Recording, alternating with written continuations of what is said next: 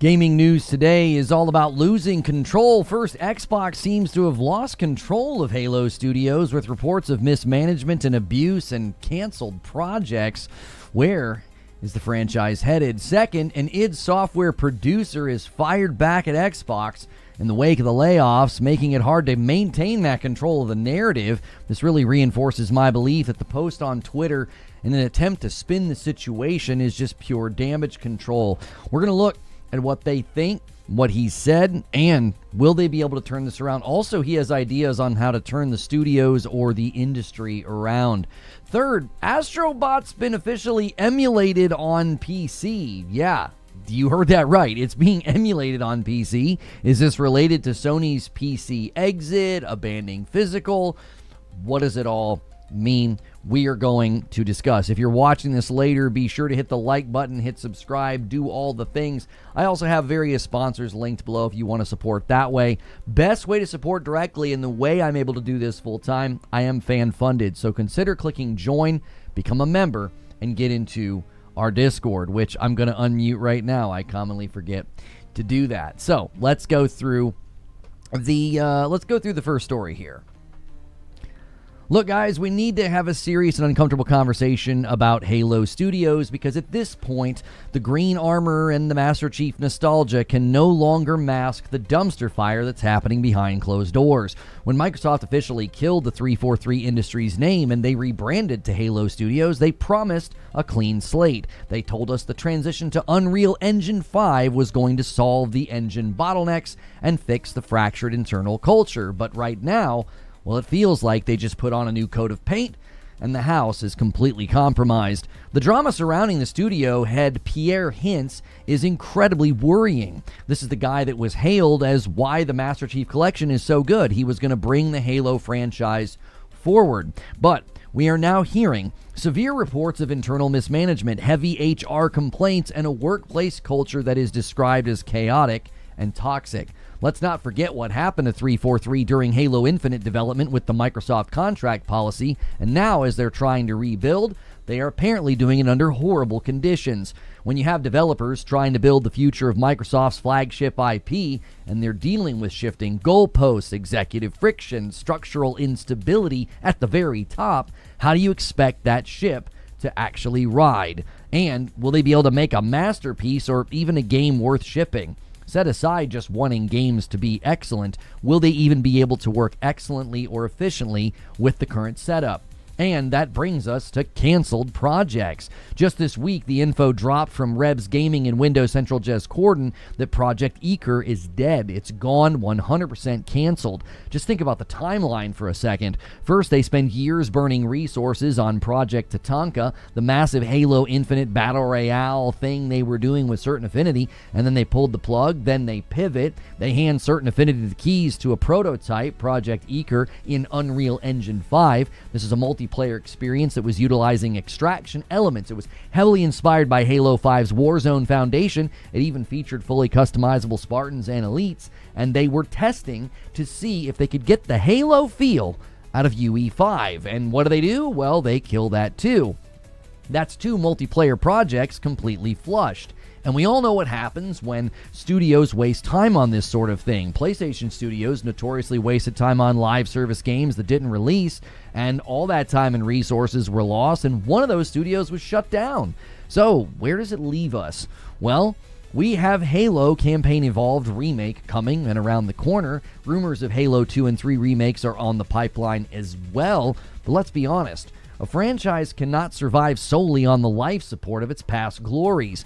If Halo Studios cannot successfully develop a new, original multiplayer vision without throwing it into the paper shredder or driving the developers into HR meetings for complaints, or they might just quit, the future of Halo isn't just up in the air, it's potentially dying. It feels like Xbox really doesn't know what they want to do with Master Chief anymore, and the people running the show sound like they're actively running it straight into the ground. But that's just what I think. I'd love to know what you think. Leave a comment below and make sure you stop by one of my live streams.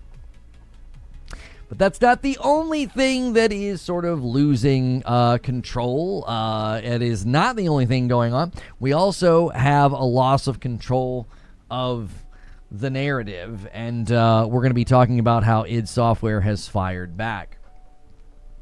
If you thought Microsoft's mismanagement stopped with Master Chief, well, think again. Xbox just executed what they've been calling the reset, which are basically just layoffs, and they completely gutted the team behind Doom. We're looking at a devastating report of roughly 130 people hit out of 185 staff approximately. The studio that pioneered 3D gaming like Wolfenstein, Doom, Quake, well, they've been reduced to a skeleton crew overnight, and their assurances on Twitter, I think, are falling on deaf ears if you really know what you're reading.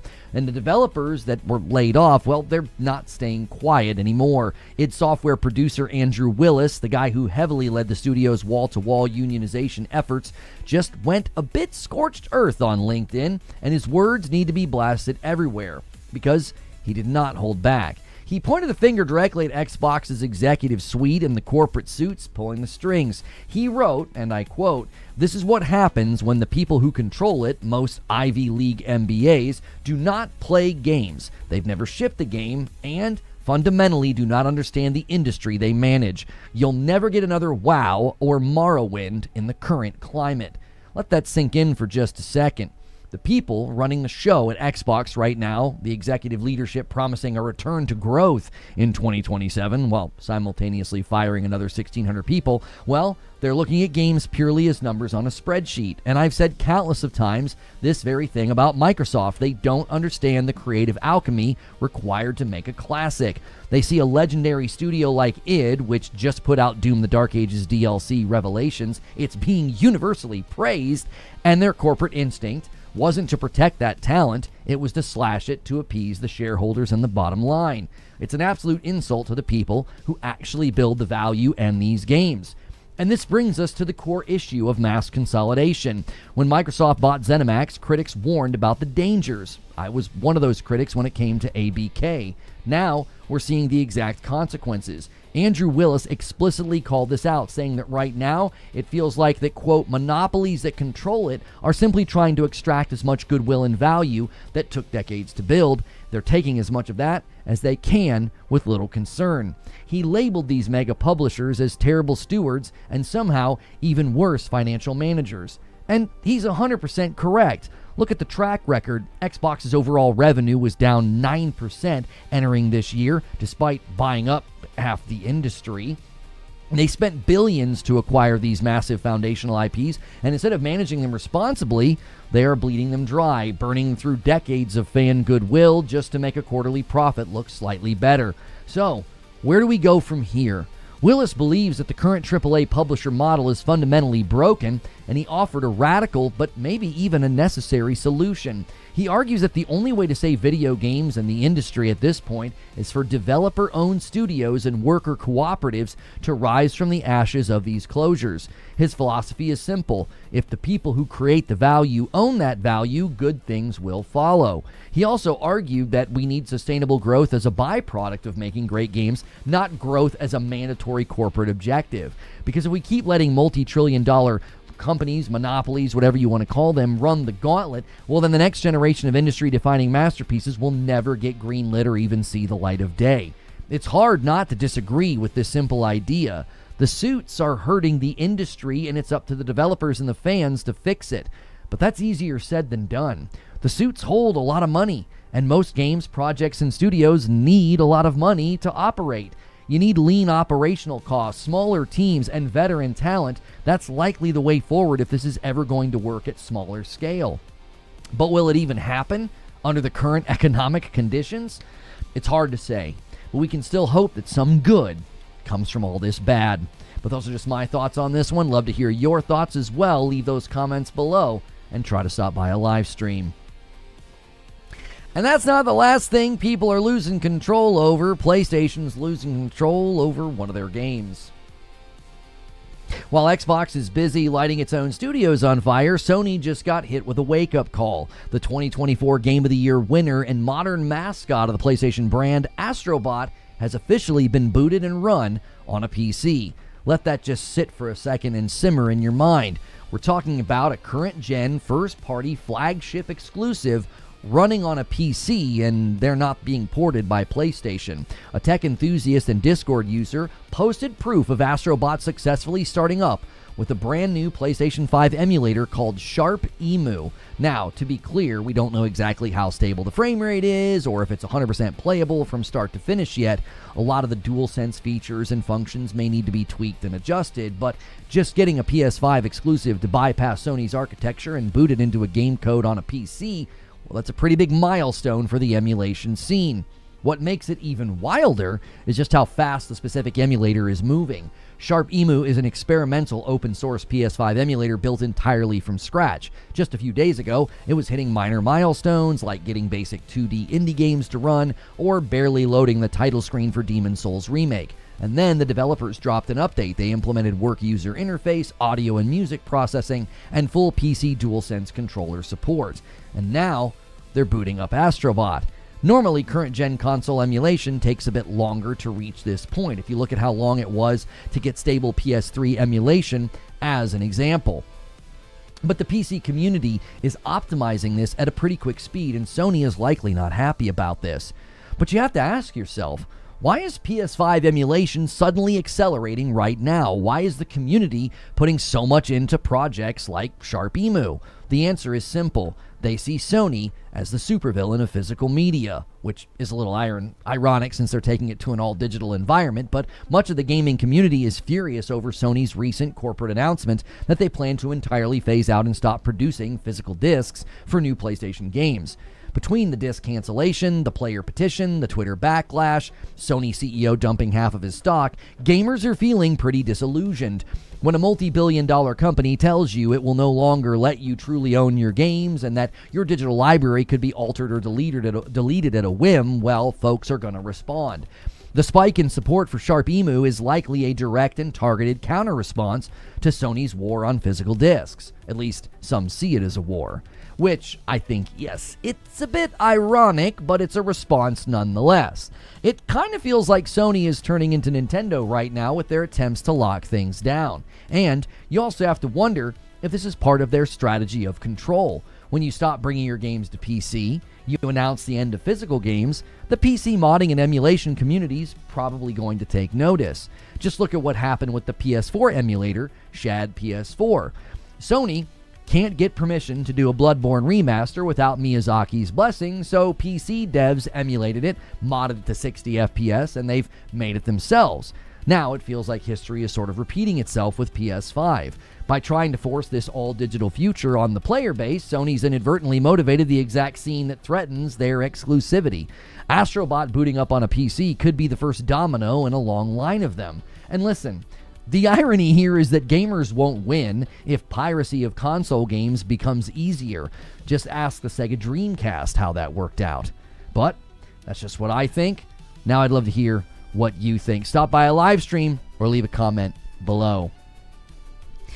Or you can talk to me right now. Good morning, good afternoon, and good evening, everybody, guys. Thank you so much for being here. Make sure you guys are smashing the like button.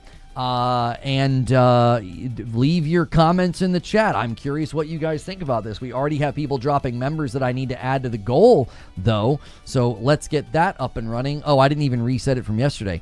I was a little busy this morning. We were scouring the news for something, and that's pretty much the biggest stories that we found. Haseo, Han shot first, and so did you, the first gifted member of the day. And then a 5-bomb comes in from Ginger Prime, and then one from Joker Quinn, and then Grubby with 29 months. A $5 super chat from Kenny Power says, feels like they changed the studio name to Halo Studios just to make a possible axe by Microsoft bad optics for killing the Halo studio. Thank you so much for the $5 super chat. Thank you guys for already 100 likes. And Wired Rope renews their membership over there on Twitch and says, it's about time someone showed up for work. Well, you guys know on Tuesdays now we start at noon. That was a change we had to make due to some scheduling things. And more and more shows may be starting at noon in the future. We will let you know when that change takes place. But for now, Tuesdays will be going live at noon. And 55 months from Matt Baggs. Thank you very much for jumping back in. And another one from Wired Rope. He's double dipping. 41 months. I like that people doing this are using AI. I'm not sure what you're referring to. Doing what? Weird that jailbreak hasn't affected me or anyone I know or anyone they know, but I should worry about security. I don't know if it's a worry about your security per se, but it's a worry for PlayStation. I mean, if they can jailbreak a PlayStation, there is the possibility that it's easier for them to get past security measures. Hidden Serious says it absolutely is piracy. Emulation isn't legal, but ROMs usually are. I don't know all the ins and outs of the legalities, but if you're going to emulate a game that's not on PC and can't be purchased on PC, the likelihood of that being circulated by people who don't actually own the game goes up. Sure, if you own Astro Bot and you do this, you could argue, well, I purchased it, I have a right to do this. Okay, fine. But as soon as that takes place, the concern for PlayStation would be it can now be circulated for free and people don't have to pay us anything. Read my last. Jay says here, read my last. I thought gamers hated AI, but they're okay with it when they're stealing games from PlayStation. Weird. I didn't realize they were using AI to do this with Astro Bot. I didn't see that in the report that I read. Like, I don't think people understand that if that's how you're going to fight this battle for physical, it's a little counterproductive and a little ironic that you're fighting against the end of physical by going digital and stealing games, I guess. Like, if you want to know what happens when wanton piracy happens to a console, I mean, you can look at the Sega Dreamcast. Like, we certainly don't want that to become the norm. Like, oh, well, we're angry that they decided to end physical, so now we're just going to steal. Like, I don't think people understand what that means. Claude, it has Claude commits. Oh, okay, so they're using Claude. Okay. Time change. All these changes, did Sony get to you? That's a big change. Well, for now, it's just on Tuesdays. I've just had some things with my schedule where Tuesdays, it's very, very tough to go live in the morning, especially once my kiddos are back in school. Tuesdays in particular are a challenge, so we just decided to shift Tuesdays for now. Look at the PSP and the Vita for rampant piracy. They're going to steal regardless. If buying isn't owning, piracy isn't stealing or something. Yes, yeah, that's right. So that because they decide to sell revocable licenses, you're allowed to steal. The justification for theft is always it's always amusing to me to see something so philosophically bankrupt, uttered so brazenly. They are stealing the games because it's not about physical specifically. It's about owning what you buy. If you pirate, you do own it, at least more than you do buying it digitally. Well, ownership through theft, I would argue, is not ownership.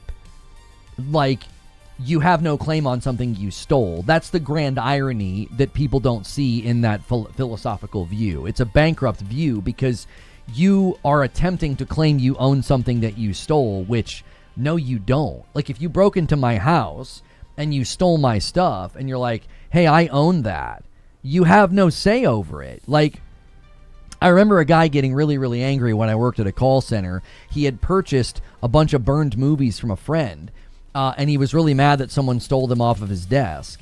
And I couldn't get over the irony of, like, you're buying stolen movies and you're mad that someone stole them from you. It's like, what claim do you have on something that you stole? Nothing. You have no claim on it. Like, it's a bankrupt position from its head to its toes. So Sony deciding to end physical is not justification for just wanton theft. To be like, well, if you won't sell me the game in the way that I want it sold to me, then I will just steal it. I think that that's absurd.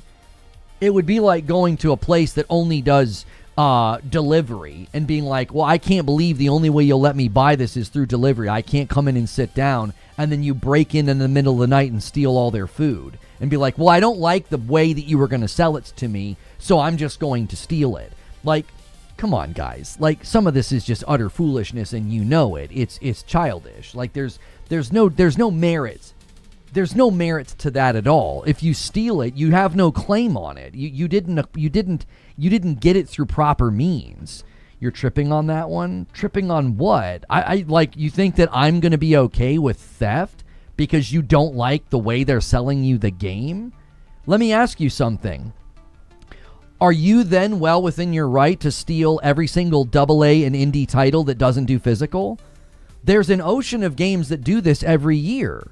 They cannot afford to do physical. It's too expensive. The production's outside their budget. They ship their independent game digital only. Are you within your right to steal from those studios then? Like, your justification for theft is so bankrupt and inconsistent. You're just gonna go and steal from every AA studio, every indie studio that's like, we can't do a physical release. It's too expensive. Well, if buying isn't owning, then stealing isn't stealing, or something the frick. Like, that is that what you're gonna say? Like that? Come on. You know what you're saying is ridiculous. Like that, you're justifying theft because you don't like the way they're selling the product. That's ridiculous.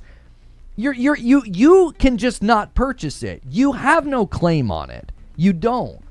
It's an attempt to have like claim of entitlement. Like, I'm entitled to that thing in the way that I think I should receive it. No, you're not. You didn't make it. You didn't create it. You didn't produce it. You didn't pay for its production. You have no claim on it whatsoever. It's a form of protest? No, it's not. Protest, by definition, is not theft. Now, if you go and say, we're protesting this company, we don't like what they're doing, and you break in and steal their stuff, or you come in during normal business hours and you steal their stuff, you're not protesting, you're stealing. You've crossed over. The words have meaning. They've got definitions and categories. And if you're like, I don't like what this company's doing, so during normal business hours, I'm going to go in and steal from them. You're not protesting, you're stealing. Like, come on, boys. Come on. Let's be sensible about this. You're not making the product. You're not producing it. It's not yours. You have no claim on it. So stealing it, pirating it, whatever, that's not, you don't own it in that regard either. You took it.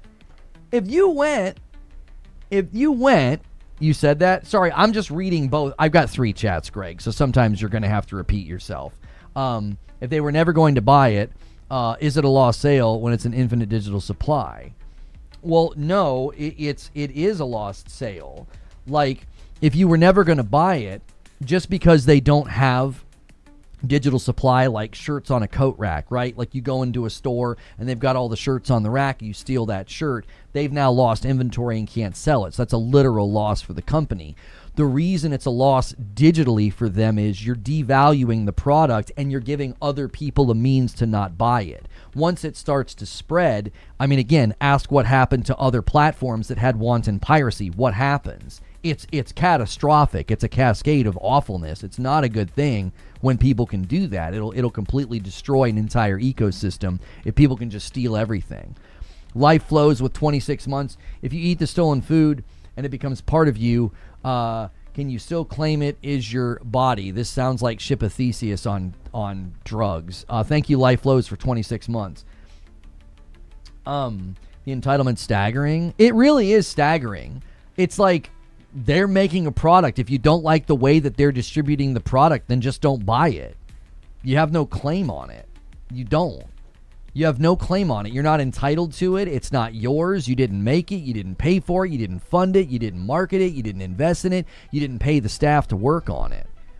I'm telling you, this industry, this hobby is full of people that are parasites. Like, they're not gamers. They're parasites. They absolutely are attached to gaming for other things. Like, they're not here to be a part of the ecosystem. They're not. If you even remotely take up for the studios or the publishers, they'll just call you a shill. It's like, what do you mean? There are countless developers right now that cannot afford to go physical. Are you within your right to steal from them?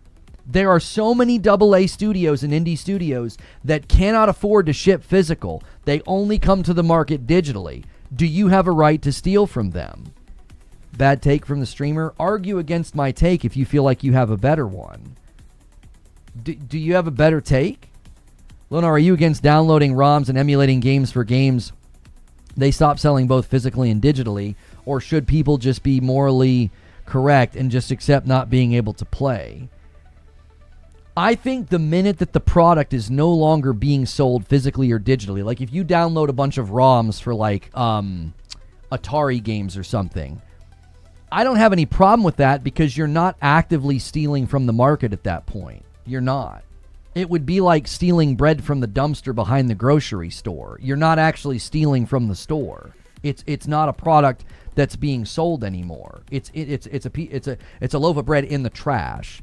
Like if you camped out behind Kroger in the bushes and they come out and throw food and you go grab that food, you're not stealing because it's been discarded.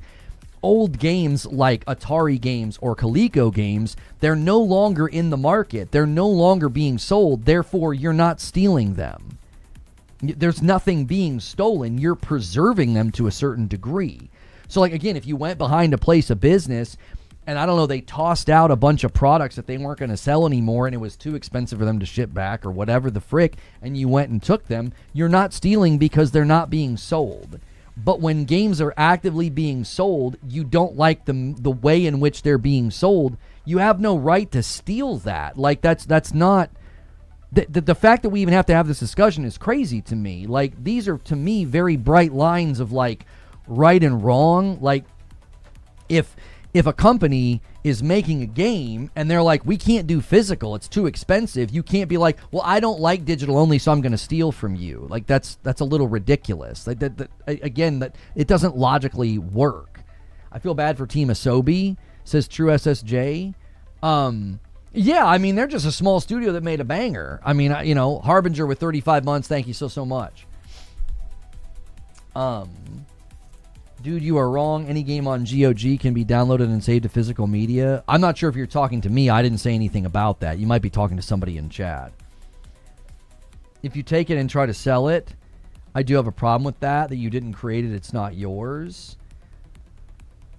I mean, if you're taking Coleco games and Atari games that are no longer being sold in the market and you're creating, let's say you developed the technology to create like a mini drive that you plug into your TV and it can run all those games and you're selling them or whatever.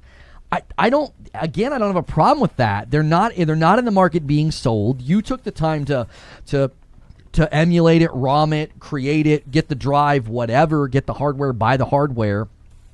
Again, if they're no longer being sold, I don't have a problem with that. You're not stealing something at that point. It's not in the market anymore. It would be like going behind the grocery store and stealing the bread that they threw out. It's like, and then if you wanted to sell it to somebody for $1, who cares at that point? You're being industrious. If you're like, oh man, they threw out 20 loaves of bread. They expire in 2 days. I'm going to take these 20 loaves of bread, sell them in my neighborhood for $1 a piece because they're going to go bad anyway, right? Like, would anybody have a problem with that? I wouldn't have a problem with that. You're being industrious. Like, they're throwing it out. It's literally going to be discarded and bad within days. And if you have Atari games or Coleco games and you take the time to ROM them, emulate them, put them in a little portable drive, and you create a little software interface for people to like play those games, and you sell those, to your college buddies or something, I don't have a problem with that. You're not stealing. It's not in the market anymore. You're not taking from anybody. Those games are just there on a hard drive, basically. They're not in the market being sold. You're not stealing from some company's bottom line. Don't buy bread from Lono. That's right. This bread smells bad. Like, hey, just eat up. You know what I mean? It's good eating. Actually, Lono, they brought back the Atari and it works with the old cartridges. Okay, in the example that I've set parameters. I know you're being kind of silly, but I've set parameters. If it's no longer in the market, right? Coleco games, as an example. You cannot go in the market right now and buy Coleco games and buy a Coleco. So if you're emulating, ROMing, and distributing Coleco games, I just don't care about that. You're not taking from anybody. See, Lash, your argument doesn't work. It's I still retain rights to my IP. I don't lose those rights if I choose not to sell it. I think that's fair pushback, Zubair, but I think the issue with the vast majority of those Coleco games and Atari games is none of those the vast majority of those companies aren't even still around, so we don't even know where the rights are. You know what I mean? So I guess what you're saying is your fair pushback would mean distribution and selling of it is probably then wrong. Me emulating it for my own personal entertainment is probably not really a problem, because I'm just like, hey, listen, you guys aren't even making this available anymore. So I downloaded the ROMs for free so that I could continue to play River Raid and Frenzy. The companies that made those games might not even be around anymore. If the copyright's all held in a trust somewhere, again, reselling them, I guess your argument does make it against what I would be okay with. That, like, hey, that's not your property, that's not your IP, you don't have the rights to sell that for profit. Taking it, emulating it, and playing it on my PC, I just don't have a problem with that, because I don't have another option. It's literally not for sale anymore. I think I'd feel better if we said that the entire IP chain has fallen apart and there's no possible harm from emulating it. I could buy that. Yeah, you'd have a hard time arguing harm if I'm just emulating it and playing it in my house. What harm? I'm not taking it from the market. I'm not taking from you, right? But the problem with, like, Astro Bot is a game in the market right now being sold that was made and produced by a company that is literally in a relationship with that revenue coming in perpetuity. And when you short circuit that, you damage that company unjustly. That's a form of injustice, to steal, to emulate, and then give opportunity for people to not buy. I would find that to be unjust. You are harming that company on and taking something that they worked hard on, invested money in, and the entire structure is built around that. People's salaries, people's income, people's health benefits are all tied up into that math equation. And you walk into that math equation and say, I don't like what Sony's doing, so I'm going to steal your game. I would say you're a thief and a parasite. That's not just. It's wrong to do that. Even if they didn't make a new Atari, you could use to play those games. I agree with your instinct. It seems fair to allow emulation of 30-year-old games, but it isn't a clean line.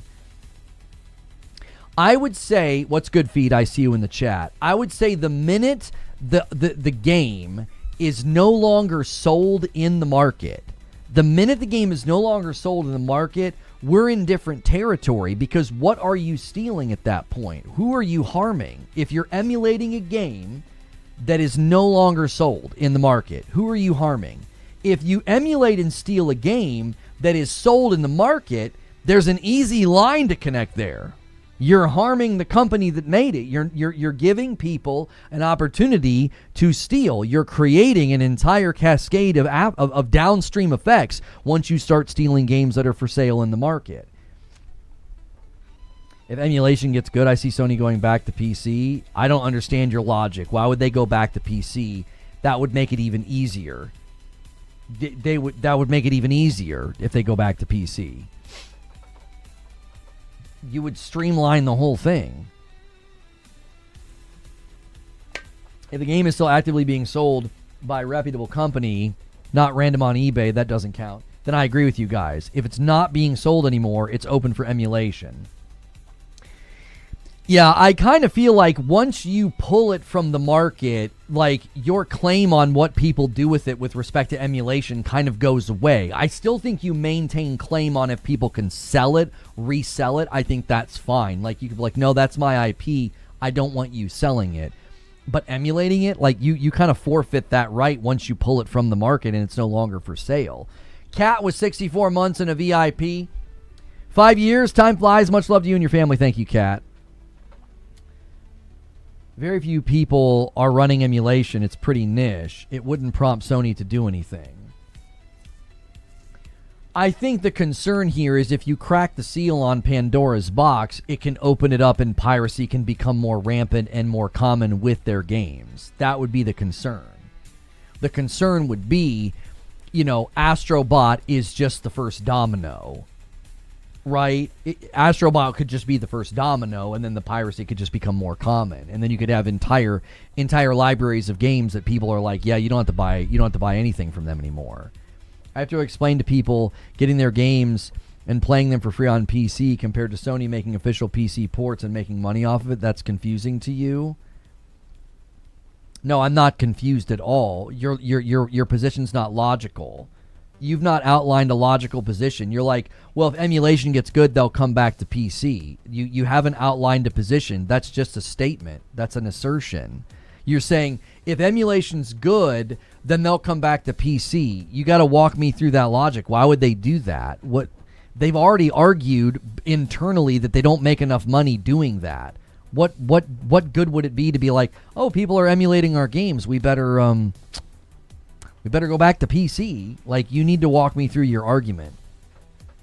Emulation for games that you have purchased and downloaded, but they've disabled so you cannot run it. Are you supposed to be angry about that if you're using a local copy? I don't have any problem with that at all. I've said this many, many times. I don't care if you emulate and back up your games. I don't care about that. That doesn't bother me one bit. If you take all of your Nintendo, Xbox, PlayStation games, and you have some means of backing them all up and emulating them, I don't care about that. It doesn't bother me one bit. I think it gets a little sticky when you buy a game, emulate it, back it up so you can play it and keep it, and then you sell that game to somebody else. I think that gets a little, you're kind of skirting the line a little bit. I would say that that's a form of theft. Like, you're not really buying the game. You're buying it, backing it up, copying it, and then selling it to somebody else, right? So at that point, you're kind of cheating. But at the very least, at least you bought the game first. So I'm going to look the other way and be like, I don't freaking care.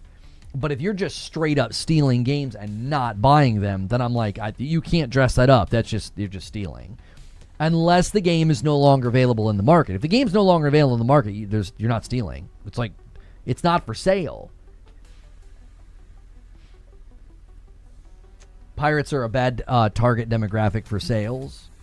Yeah, like if you think, oh no, people are stealing our games, we better start porting them to PC again, you're not going to fix the problem. It's not like people stealing the games are going to be like, oh, well, I can buy it in Steam now. I'm going to change my ways. I have a change of heart all this time. A $10 super chat from the OA. People cheering emulation to harm Sony, and they proceed to emulate a game that will harm 70% more of a dev studio that literally has nothing to do with Sony's decision. Make that make sense. Well, this is the problem. Okay? We live in a time where action doesn't require good information. Action just has to require fervor and heat, and then people feel good. Like, they don't care if they hurt Team Asobi. They don't care if they hurt those devs. They don't care. Do you want to know why? Because they don't care about any of this. They don't. A lot of the people involved, I would argue, out of the thousands of people brigading and doing this every day on Twitter, a fraction of them actually care. The rest of them are just along for the ride because it's fun. It's fun to brigade. It's fun to scream and yell. It's fun to destroy things. Like, a lot of the times the people that are like lighting the city on fire because the team won or lost, they do it in either scenario. A lot of the times the people doing that aren't even like fans. They're just like, this is fun. They like to be destructive.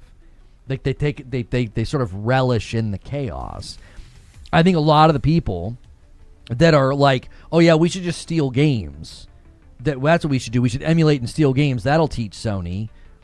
How is that going to teach Sony? That's not going to do anything to Sony. If you managed to emulate and steal a game on its launch date, and it was pirated and distributed like in large numbers, and it actively hurt the sales. I'm creating a hypothetical. It actively, hurt the sales of that game. You're not hurting Sony at all. You're hurting that studio. Like, it. You know what I mean? Like, it's like the idea that this is going to hurt Sony is silly. It's completely wrong-headed. $8 from Soy Pogger says, remember how the PSP was pirated to hell because of no discs? Me neither. People have pirated disc games since disc began. This is an excuse. Game Logic said it best, we're in an info war. We are. And I was talking about this with you guys yesterday in the green room, and I was talking about it today with Creature. I don't know. I don't know how to engage in this environment and not just basically make people mad, because I'm not willing to go along with like the mindless anger, because I know that's what drives clicks, and that's what gets a lot of attention. I'm not going to go along with it. I don't agree with it. It wouldn't be genuine. It would be a grift. I would be faking. It would be an act. It wouldn't be real. It's not how I really feel about this. I can be unhappy that people are losing choice to buy physical, while also being like, we were pretty much going to arrive here at some point in the future. Regardless of when it was happening, I felt like we were always headed here. I watched it happen with PC. I watched physical just go away on PC. I remember a time when I would go to the store and buy PC games. I remember doing it. I still have a lot of them. I have the Diablo 2, what was it, Lord of Destruction or something? Collection. I have that. I have an original Far Cry. I have the cardboard box still. I think for Far Cry 1. I think it's Far Cry 1. Is it Far Cry 1? I think it's the first one. Like, I remember doing that, and I watched it happen over there, and I was just like, I think always in the back of my mind, I was like, yeah, I mean, that's just where we're going to end up eventually. And I don't like when people lose those choices and those options, but that's just kind of the way the world works. This is just kind of the way it goes. Like, I think some of my struggle with these subjects is I hold a lot of this stuff loosely in my hand. Like, it's not paramount for me. It's not identity defining. It's not life or value defining for me. It isn't. This to me is a hobby that holds a special place in my heart. I love it. I'm gaming every night. I'm having a blast sharing games with my kids, sharing games with my wife. You know, I'm enjoying the Doom the Dark Ages DLC. I love when my kids get W's in Fortnite and they play together and they come and tell me we won. My wife and I literally watched them win a Fortnite game together the other day. Like, I really do like gaming. It's a huge part of my life, and it probably always will be, but I hold a lot of this stuff loosely in my hands. I'm just like, yeah, maybe going through what I went in 2020 plays a role. I'm just like, yeah, a lot of this stuff is just very transient and can be completely, uprooted and destroyed. And it's like, so I don't hold a lot of it in that level of like regard and reverence. I'm just like, yeah, well, and that's why I'm like, I think consumers should be protected. I think consumers should be able to refund. I think consumers should be able to have digital claim or ownership claim over the things they purchase digitally. But I'm not going to sit here and yell and scream about something that, number one, I kind of always knew was going to show up. And number two, I hold a lot of this stuff loosely in my hands. It just doesn't hold that level of prominence in my worldview or my sense of identity or any of that. I'm just like, yeah, we're going digital, I guess, $2 from Forget Me Not. Will Sony start legal suits like Nintendo? I mean, probably they'll try to. They're not as litigious as Nintendo, but I don't think PlayStation will sit this one out. I think they'll probably try to stop it. There's a whole side of our culture that needs to feel like they won some kind of an argument in their head, so they get some chemical reward. The lack of emotional maturity is staggering. I always go back to the scene in Fight Club. Hilly with a 7-stream streak. Hilly says, I read Halo BR canceled, and one of the devs is a butt. Did I miss anything else? That was the Halo story. In the movie Fight Club, he says something to the effect of, you have no war to fight. You're the middle child of history.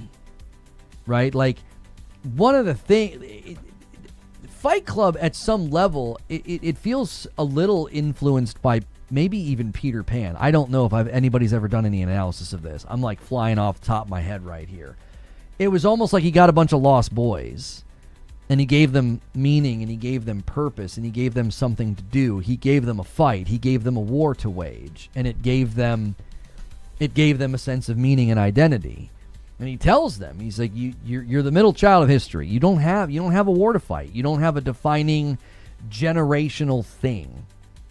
And I do feel like a lot of these spaces, that's what we're dealing with. We're dealing with a lot of lost boys that are like, well, I need something to fight against, and this is a good thing to fight against, so I'm going to wage this war. And it's like, at the end of the day, the reason I push for the digital ownership over the discs is I'm like, I think one's going to be better for us in the long run, because I also think there's secondary issues that come from the digital ownership argument. I think there needs to be digital preservation, because digital preservation is far more likely to be successful. Like, I look at the preservation of old TV shows, and I look at our hobby, and I'm like, man, so much of our old foundational games just haven't been preserved, and I think that that's a sad thing, because there's a history there that I think is important to preserve. I think that's more important than fighting for discs. Now, that's my position. I mean, you don't have to agree, but that's my position on it. I don't think discs... I think people are lost in the forest. Like, they think discs are the true way to preservation and ownership, and it's like, no. Things naturally degrade with time. Motors break, lenses and lasers break and wear out. Like, these things stop working. Like, true preservation would come from digital, not from physical. It's Chill Will with 18 months. Let me add it to the total. And then Storm with 63 months on Twitch. Thank you so much for adding to the total. Thanks for doing your Prime. Digital's inevitable, says Alex, and the fact that people can't see that confounds me. Can't go to Blockbuster anymore. You might as well not buy 90% of digital products because you don't own a lot of them. I'd really love for Stop Killing Games to pivot to game ownership rights. I think that would be a very good fight. Storm double dipping with 55 months. Oops, I did that wrong. Hang on a second. How do I do this? -4. No. I had a way to do custom. Add a custom amount. -4? There we go. I hit the +5 on your renewal. Sorry. Stop Killing Games could help deal with digital ownership. I believe that they could. I think they need to. I think they'd have to completely change their target. I think it would be a very, very good and easy adjacent target to say, hey, ownership's really the issue here. Live service games going on in perpetuity, games shutting down. That just gets messy. It just gets messy. And a 10 bomb comes in from Ragnarok and gets us to 87. Thank you. I think it's a very good and adjacent fight, and I think it's one that could have far-reaching implications for us. Like, we're standing right now at a fork in the road of gaming. It's a fork. It's like things are going to change from here on out, and you're either going to get off the ride and stop gaming entirely, or you're going to go a different road. Like, there's multiple choices here. You could go, people are like, well, I'm going to go PC. That's a better place to build a digital library. Okay, that's a fair choice, but that still doesn't solve the problem for, basically the entire rest of the gaming world that's not going to do that. So,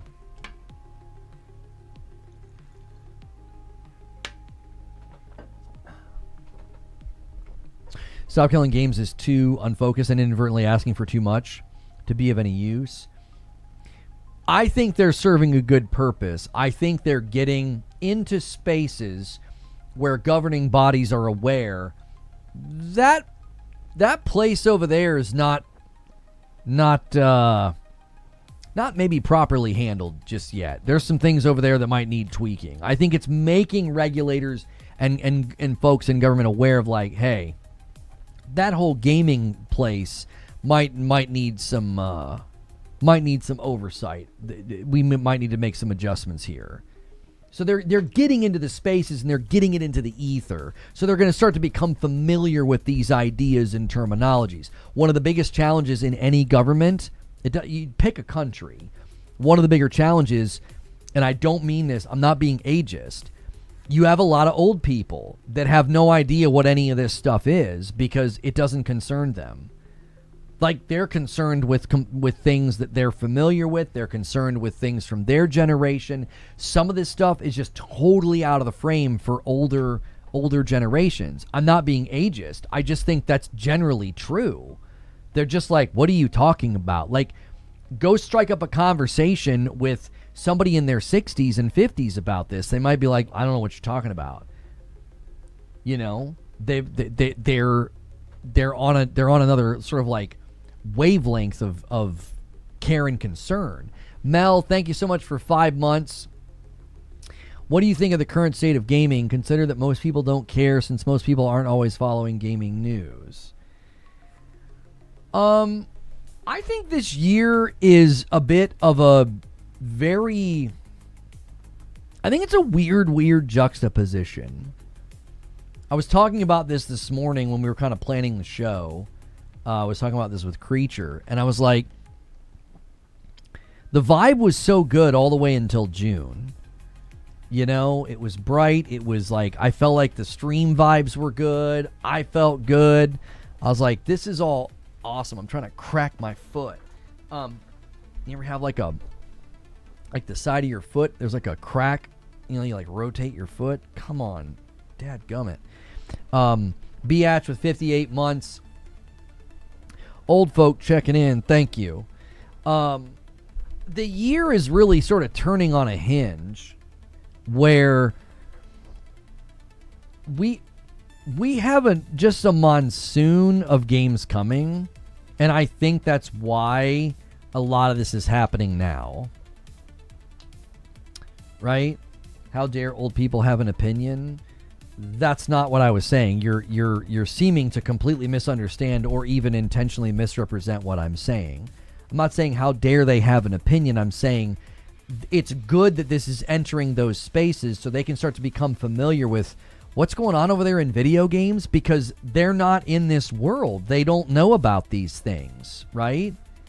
Like, I'll give an example. My daughter has a severe egg allergy.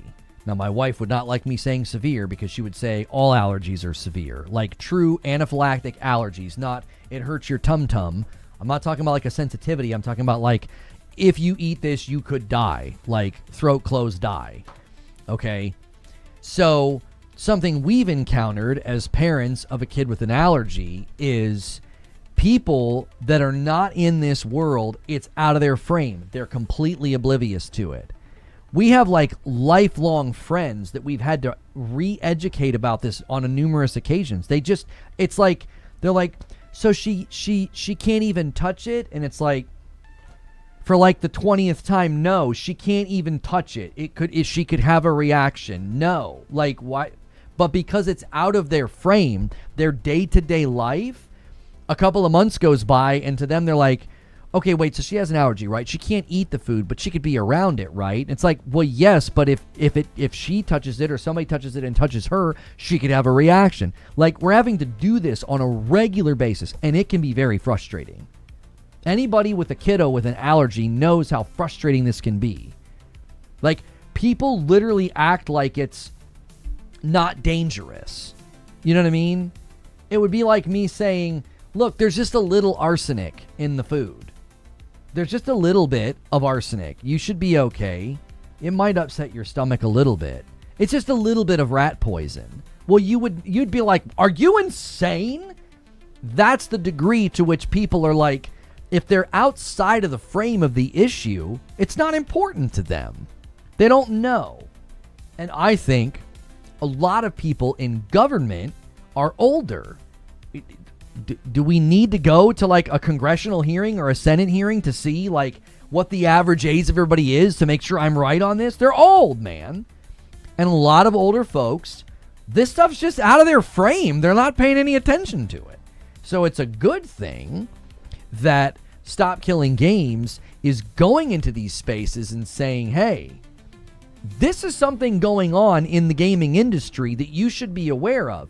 The reason that that's good is because the next time these types of things come to the table for a regulatory body to consider, they'll go, oh, I know what this is. I remember this. We looked at something like this 6 months ago. It's good that it's sort of getting in their frame of mind. Because now when I talk to somebody that I've educated about allergies, okay, you know, now that I've actually educated them on it, they've got framework for me to be like, hey, you know, we talked about this. It's just as dangerous, you know. And a single comes in from Angry Pete and gets us to 90. A $10 super chat from Seth says the landscape is changing.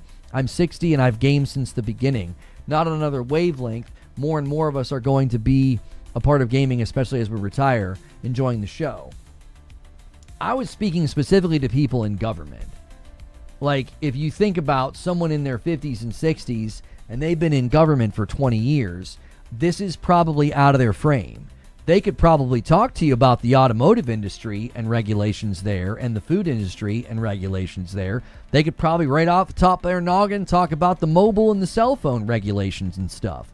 But you start talking about gaming, and they're going to go, that's just out of my frame. I don't really engage. I don't know what you're talking about. My point was that, and this is another frustration in this environment, is like I make a simple point that I think is pretty good faith and easy to understand, and I feel like there's like almost like willful misunderstanding of it. Like, this is a good thing. That I feel like it's a fair observation to say that like a lot of the older people in government, gaming is probably outside of their frame.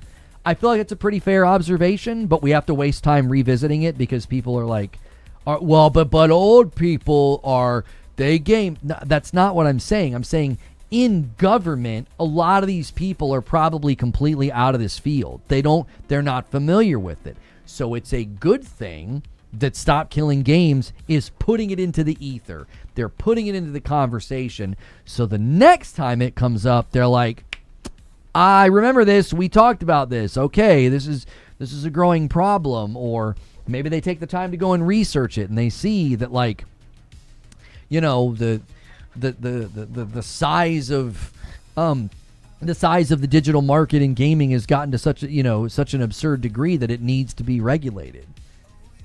100 bits from Wired Rope. Mitch McConnell does not care about gaming till the ESA pays him to. Thanks for using bits to get political. I appreciate that.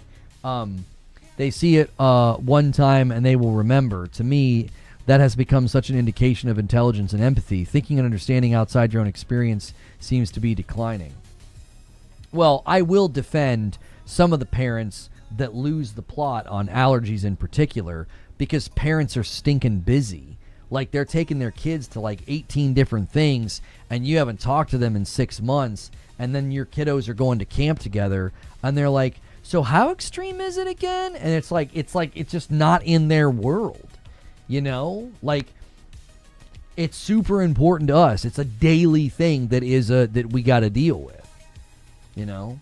So I think a lot of the times one of the reasons that we deal with this is because the government just hasn't paid much attention to it. They've not done anything. Like, the lack of digital ownership not being a conversation all these years is kind of crazy. So, Lona, you're right, but the lawmakers will remember Stop Killing Games, as you're saying, and they'll remember it was too excessive and unreasonable, and now what you seek reminds them of it. That's bad. I mean, I don't know how much guilt by association they'll claim. You know what I mean? Are you good? Who's talking about government's official age? To talk right now about the government from 4 different countries is suing Sony over this. That's a good thing. I'm totally fine. I made a basic observation. If you had a hard time understanding it, you can always rewind the stream, Ninja. I thought it was a pretty fair observation, saying that the Stop Killing Games thing is good, that it's getting in front of people who are likely completely disconnected from this world. If that's too hard for you, you can always rewind and just rewatch. I feel like it's a pretty basic point. I think these kids with food allergies should just be isolated into camps. They can use personal safety bubbles. That's right. Another reason why older people probably don't care is because they've seen physical media vanish in their lifetime. Well, a lot of them have probably overseen the physical media ending. If they've been like a lifer, like if they've been in politics for 20 or 30 years, they've seen all these things transpire, right? You know what I mean? So I would say that that makes it even more prominent. It's like, look, these things change so fast, and the consumers are just kind of left sitting here unprotected and unguarded. Like, that's the issue. The issue that you should bring forward to governance is saying, hey, listen, this has all changed rapidly over the course of the last 25 years. From the time that I was 20 and was like, gaming on a PC in my parents' home and then moved away and brought my PC with me. That was 25 years ago. From that time to now, this entire landscape has completely and utterly shifted. And in the process, the consumer is just completely naked and unprotected. Like, it's like we're just kind of sitting here like, hey, if we want to consume digital entertainment, these are our options. Great, convenient, profitable for the companies, cool, but we're not protected at all. We're not protected at all, and that needs to be brought to their attention. Whether it's TV shows, movies, or games, I think that entire environment needs to be just needs to be looked at. I think it has greater and more long-lasting effects on all of this. Gabe Newell said it right. Piracy is a service issue. Getting rid of consumer choice and driving them to a platform that's that's solely controlled by them and not wafting it to put stuff on sale very often. I don't agree with him. I think he says that to placate his audience that would get mad if he said anything negative about piracy. That's my personal take. Saying that piracy is a service issue. No, piracy is a theft issue, and he doesn't want to say that because he's placating his audience. There's a massive amount of people that engage on that audience that would be fuming mad if he said anything negative about piracy. I think his comments are ridiculous. Oh, it's a service no, it's a theft problem. Like, it's just people stealing. What do you mean? It's a service issue? Like, what are we even talking about? It's just a platitude because he doesn't want to say anything negative about piracy. It's a platitude. It doesn't mean anything. What do you mean it's a service issue? What are you talking about? So if you made the service better, people would stop stealing? Like, what? Okay. Like, you think that's why people steal? They steal because they're like, oh, I don't like consoles? Like, that's not why people steal games. People steal games because they can. That's like saying cheating is a service issue. People cheat because they can, brother. Like, $5 from Forget Me Not. Did you see Colin's most recent tweet? Could happen to any user. This physical fight's pointless. I mean, there's another guy now, and what's funny is the Brazilian case with Microsoft. I was like, if this happens to somebody in America, they're screwed because that guy was able to go to small claims court. He was able to go to small claims court for like nothing in Brazil and take Microsoft to court. If you're in America, you're screwed. Similar thing happened. The guy's account became compromised, and Microsoft won't reinstate his account. He's losing everything. He's losing like 15 years of data, games, and photos. Steam is easier than pirating. Pirating on PC carries a huge risk of malware. I understand that part of it. Like, if you make the games accessible and cheap, it's a great combatant to piracy, right? That I get where he's coming from, but piracy is not a service issue. It's a theft issue. It's people that are just stealing. Like, they're going to do it if they can. It's just like cheating. It's if it's available, there are people that will do it. You see what I'm saying? Like, I want you to think about somebody who is justifying stealing. Are they going to be won over by a service? Like, oh, well, it's there's such a good service and such a good price. If they're open to stealing. Please read my comment above about the Gabe quote. People are misrepresenting it. He said it in 2008 on an Australian TV show. He said that in 2008 about Russians who pirate because they don't get games localized there by devs, and so only pirates made games available in Russian. It is not what the pirates here think. I don't even know if he said anything recently about piracy. That's just the quote that I always see, and I'm like, if he's saying that now, then I feel like you're just trying to placate the pirates. You're just being like, yeah, it's a service issue. Do a good service and do a good job, you know, they won't steal. And it's like, I think the people that are actively stealing are just going to keep doing it. Like, they're not going to stop if you're like, oh, yeah. Again, if he said it in 2008, 20-something years ago, and he was speaking to a particular situation where people were doing it because they couldn't get the games otherwise, and he was like, yeah, well, if we made the games available, a lot of this would go away. You know. And I'm sure people will take that and try to recontextualize his comments to saying, well, if you made your games available on PC, people wouldn't be actively trying to steal. And I'm like, I don't think people that justify stealing, I don't think people that justify theft of games give a crap about any of that stuff. It's like, it's available, so they're going to do it. The websites are stealing who provide the games and movies, not the person who downloaded it. That's like in the movie where Tom Cruise, like, I didn't kill him, the bullets in the fall killed him. That's a really great recategorization of who's stealing. $5 from the OA. If you have money to buy a machine that runs an emulator, you probably have money to buy the game. Probably. Like, if you think you're absolved because you go to a website and you're knowingly downloading something that you didn't pay for, that they stole, you are stealing. You can't be like, no, they stole it. I'm not stealing it. They stole it. No, that's a very convenient and a little silly rationalization. You know what I mean? Similar to in the movie when he's like, you killed him, and he's like, I didn't kill him. The bullets in the fall killed him. Like, I didn't steal the car. I bought the car. I didn't steal the car. The other guy stole the car. I just bought it from him.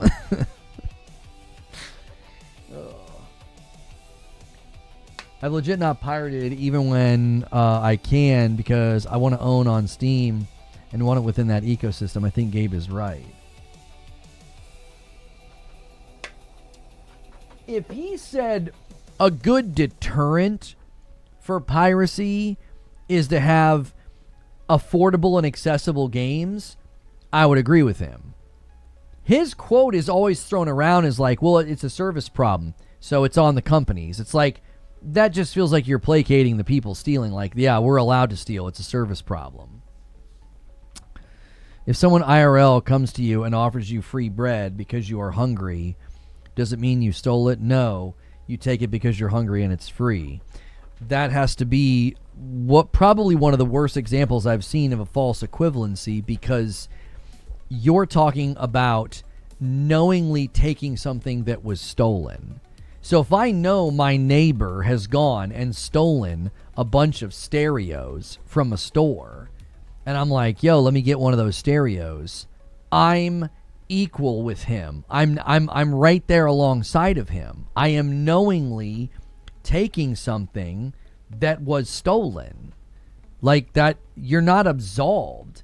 Like, if you're part of a plan to do some bank heist, but you just waited at home for the money to show up, you're still in with the thieves. You're a thief yourself. Like, you've thrown in with thieves. Like, it's the same thing. Somebody stealing bread and then going, hey, you're hungry, here you go, like in Aladdin, when like he hands the loaf of bread to the little kids. I'm not like, those little kids are thieves. They're little kids that are hungry. That's not the same. That isn't the same.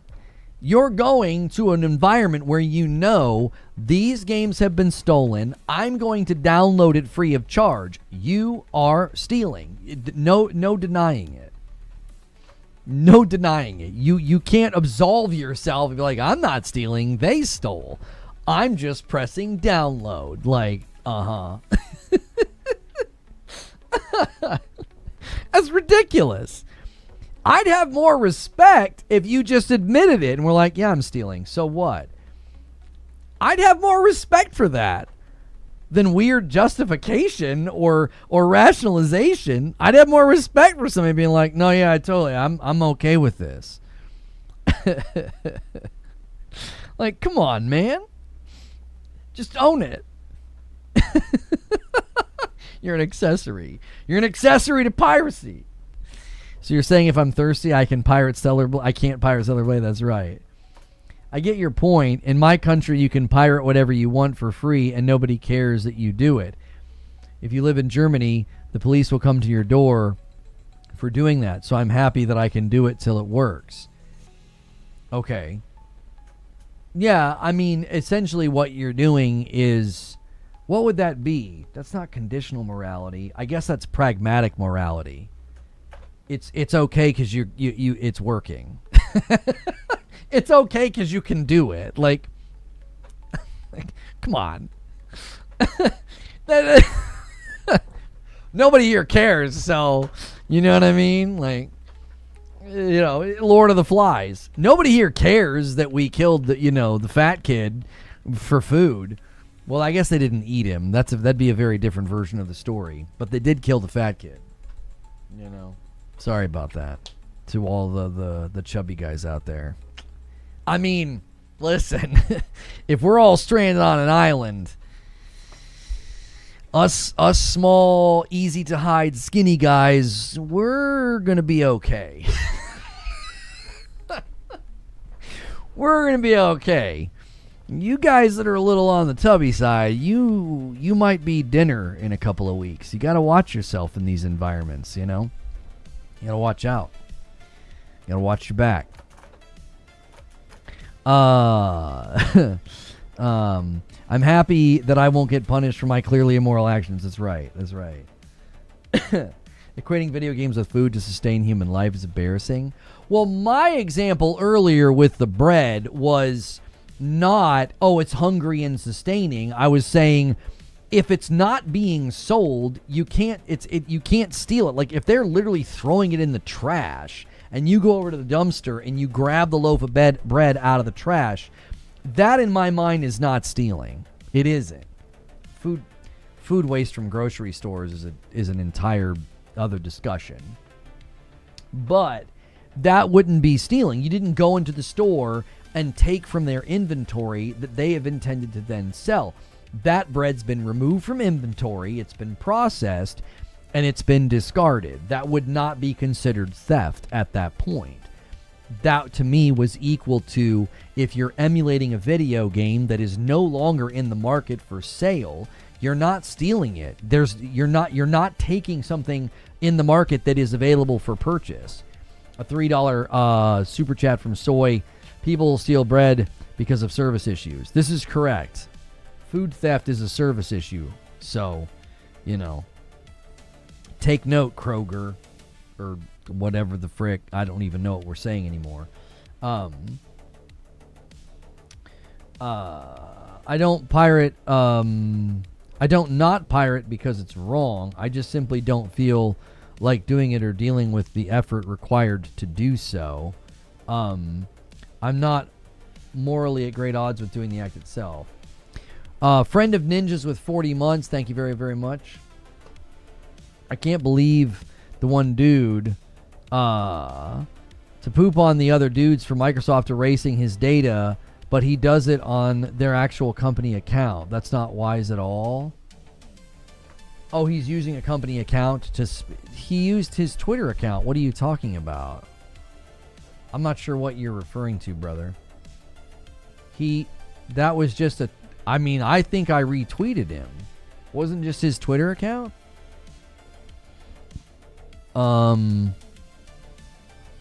Joshua Kane is his name. Gamer by heart. I don't know what you're talking about. He's not using his company's account. His tweet has 2 million views.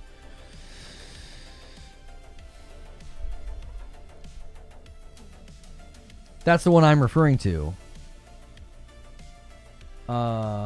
This guy says, I've got the same problem with my son's account. I got the same email. The difference is my son is in my family group, so I was able to make the account unusable. I can tell Xbox, Microsoft, everything about the account, yet because the security info was changed, they can't give it back.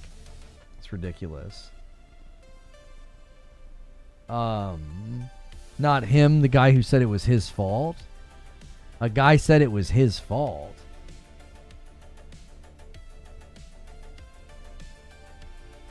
I was referring to the example of the children eating stolen bread compared to the stealing games. No, Life Flows, I know what you were responding to. I was simply saying I, in fact, gave an example earlier with the bread, and there are people that'll have a really they'll have a really, not you, but there are people that'll have a really hard time understanding why my analogy functions and his analogy didn't function.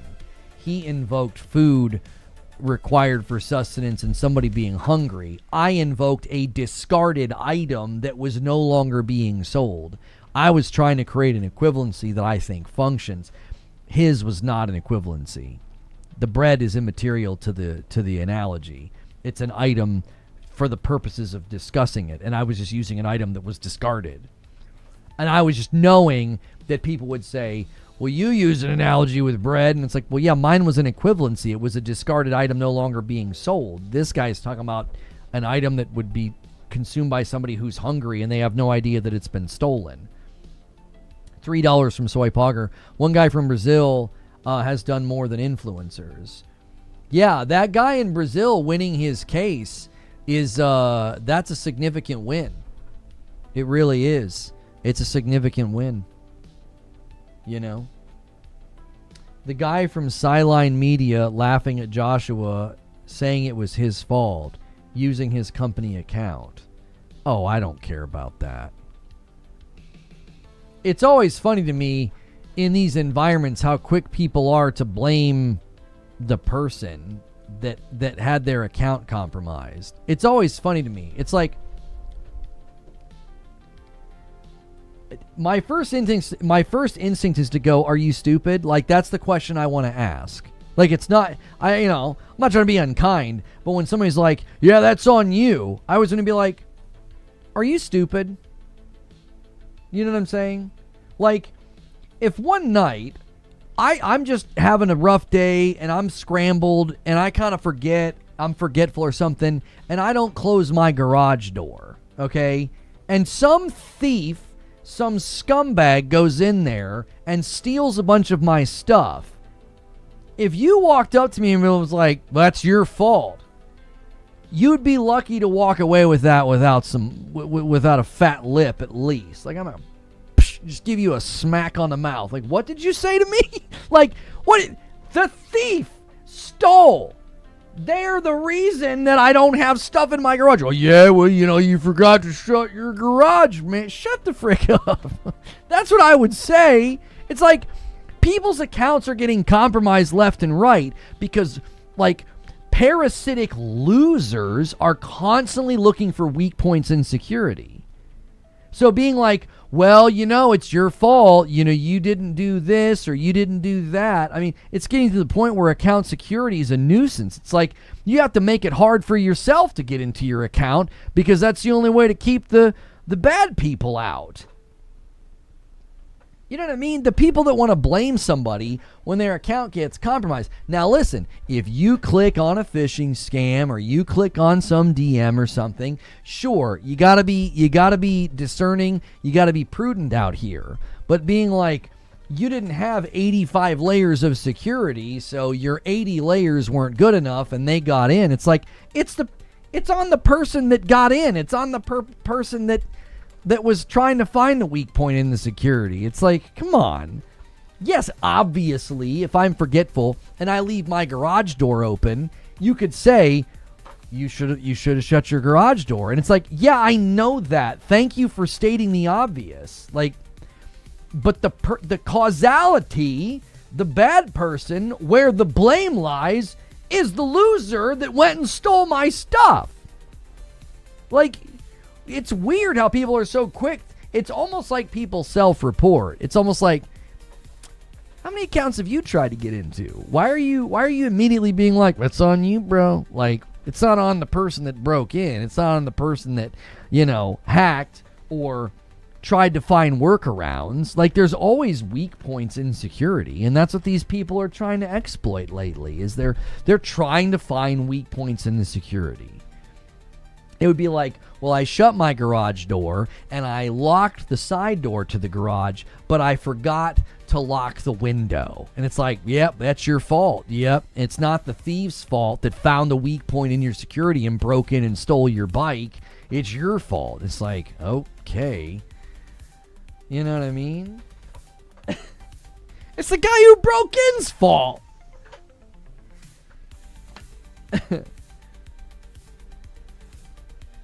That's your own fault for leaving it shut, locked, with the keys in the safe in your bedroom closet. You should have known better. That's right.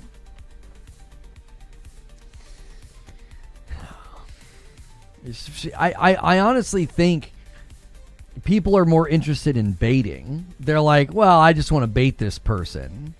You know, so that's your fault, man. Should have had better security. I remember the last place we rented when we signed the lease. They basically had a line in there that the doors were properly equipped with deadbolts, but they weren't liable if somebody managed to get into the home, because the guy basically said, listen, if somebody wants to get into a house, they're going to get into a house. Like if somebody really has the diligence and the care and the wherewithal to do it, they're going to get in. They're going to bust a window, they're going to bust your front door in.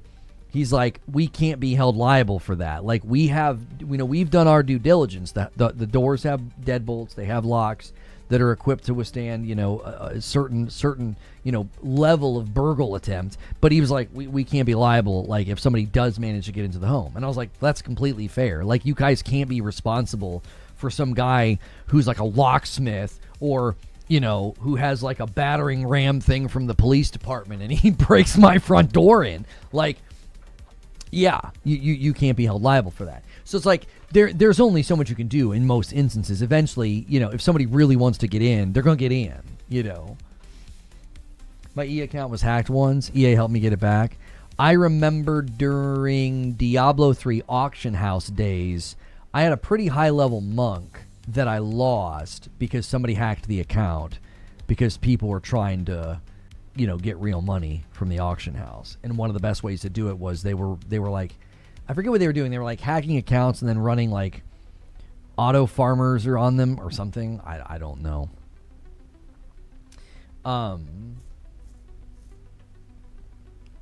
Let's light a fire. Why are you guys championing stealing games, but not if it's from one of your gamers?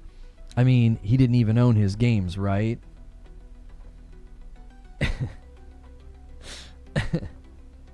It's your fault having things people wanted to steal. Yeah, you were asking for it, Lono. You had a nice bike. That's a lot of, did you see what she was wearing energy? You know what I mean? Like, you had a nice bike. It's your fault. As large as my game library is, if someone steals my whole account and it's unrecoverable, I'm hiring a loser, no-life hacker to track them down, and I'm busting open their front door. It's interesting, isn't it? It's interesting. If buying isn't owning, then piracy isn't stealing, which means no one can steal from you either. It's just zero ownership all the way down. You have what's your recourse if somebody does that? Buying isn't owning and piracy isn't stealing. Okay, cool. I mean, somebody breaks into your computer digitally and steals all your stuff, then fries your drives. They didn't steal from you because you didn't own any of that stuff.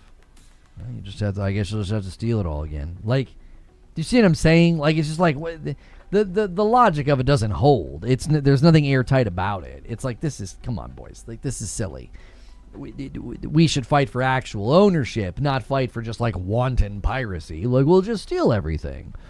Like, that doesn't work. Now that is an interesting point, right? I mean, if you argue the complete and utter erosion of what defines theft, then there is no theft. You see?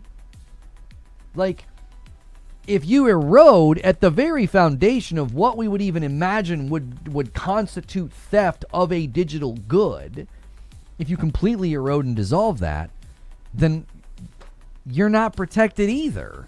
You have no claim on anything. What's happening with these Microsoft accounts? What are you crying about? You don't own any of it. You just should steal everything, I guess. Like, that's the problem. Instead of, I think this is what gets lost in the argument of like the physical versus digital thing. It's like you're actively conceding that we own nothing. And it's like, you should not be conceding that. You shouldn't. You should be vocalizing your displeasure and your desire for them to continue physical while also saying, hey, we should also own digital as well. It shouldn't be so juxtaposed. It shouldn't be. Like, both are, I think, worthy things to express, energy and effort on. I think one fight's more likely to yield good results than the other. But, passively asserting and reinforcing the idea that we own nothing, well, what are you going to tell to these people that are losing their accounts, due to them being compromised? What are you going to say to them? Well, yeah, you don't own anything. Yeah. Sucks to be you. Should have bought physical all these years, you dum-dum. Sucks to be you. You should have printed out all those baby pictures of your kiddos that you lost in your OneDrive. You didn't own any of it, idiot. Don't you know that physical is the only way to get true ownership? You idiot. It's like, is that what you're going to say to people that are going through this? Losing their entire library of photos and all their software and everything? Like, yeah. I get, sucks to be you. Should have gone physical. If only you would have known what all these brigading people on Twitter know. They know better than you. Physical's the only way to true ownership. In context where physical's not even a possibility. You need to read the user agreements. You don't own the physical copies either. This is why I'm afraid to buy digital, says Christopher. I buy too many games and would be a target to hackers who want to steal my account in games. I buy more games than the average person.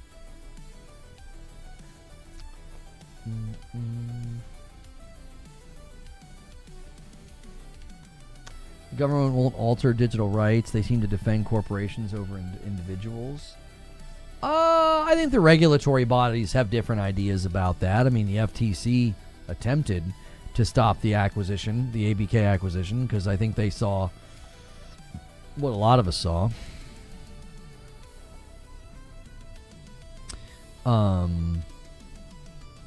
Jez Corden reporting that it's genuinely not safe to use Xbox, OneDrive, etc. to store your data. I've been tracking reports for over a year now. Users who lose access to their accounts have no recourse to fix them. Microsoft support is absolutely abysmal. Thank you for the $5 super chat, Kev Dance. Late to the party. From the Sony Microsoft perspective, what benefit do they gain from keeping games as a revocable license? Well, it's not that they gain anything, they maintain. They maintain control.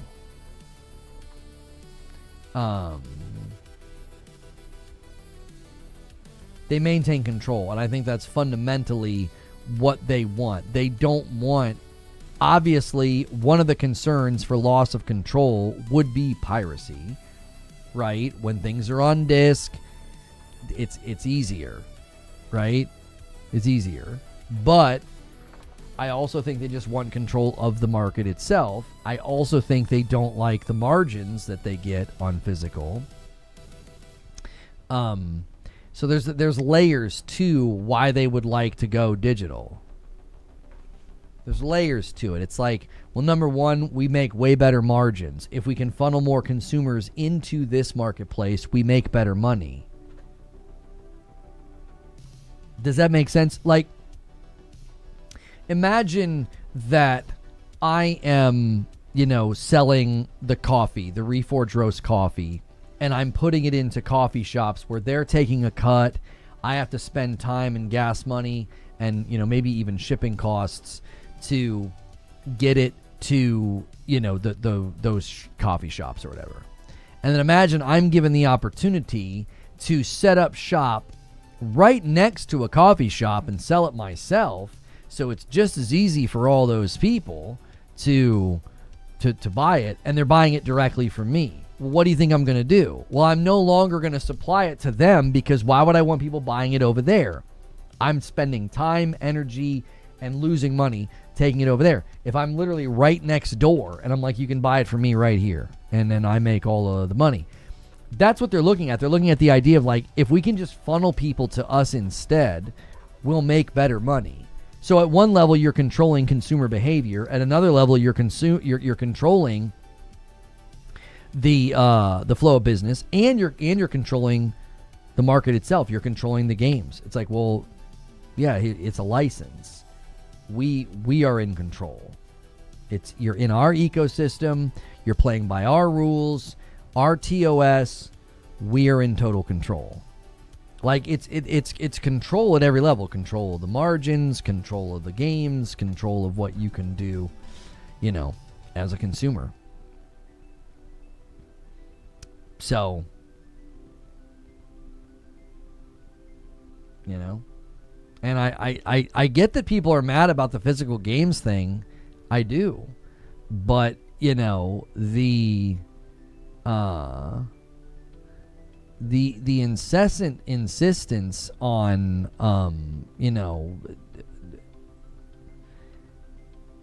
of like community noting these tweets and stuff and brigading and replying to every tweet, it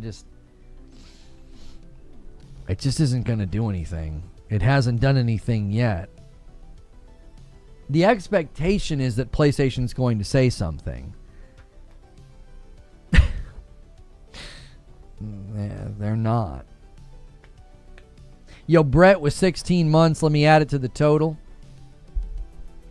Wouldn't the easiest way to solve this be to allow downloads of digital games onto a physical drive with a localized license, playable forever offline? Easiest way to solve this would be allow downloads of digital games onto a physical drive with a localized license. What you're saying is literally what we do right now for the most part. You download the digital game onto a physical drive, you have a license, and you can play it offline. You can do that right now. The problem is the minute that thing gets plugged into the internet, it could run an update to the firmware or the software, and it could yank your license. Just because that's the main issue that people have. That's the main frustration point.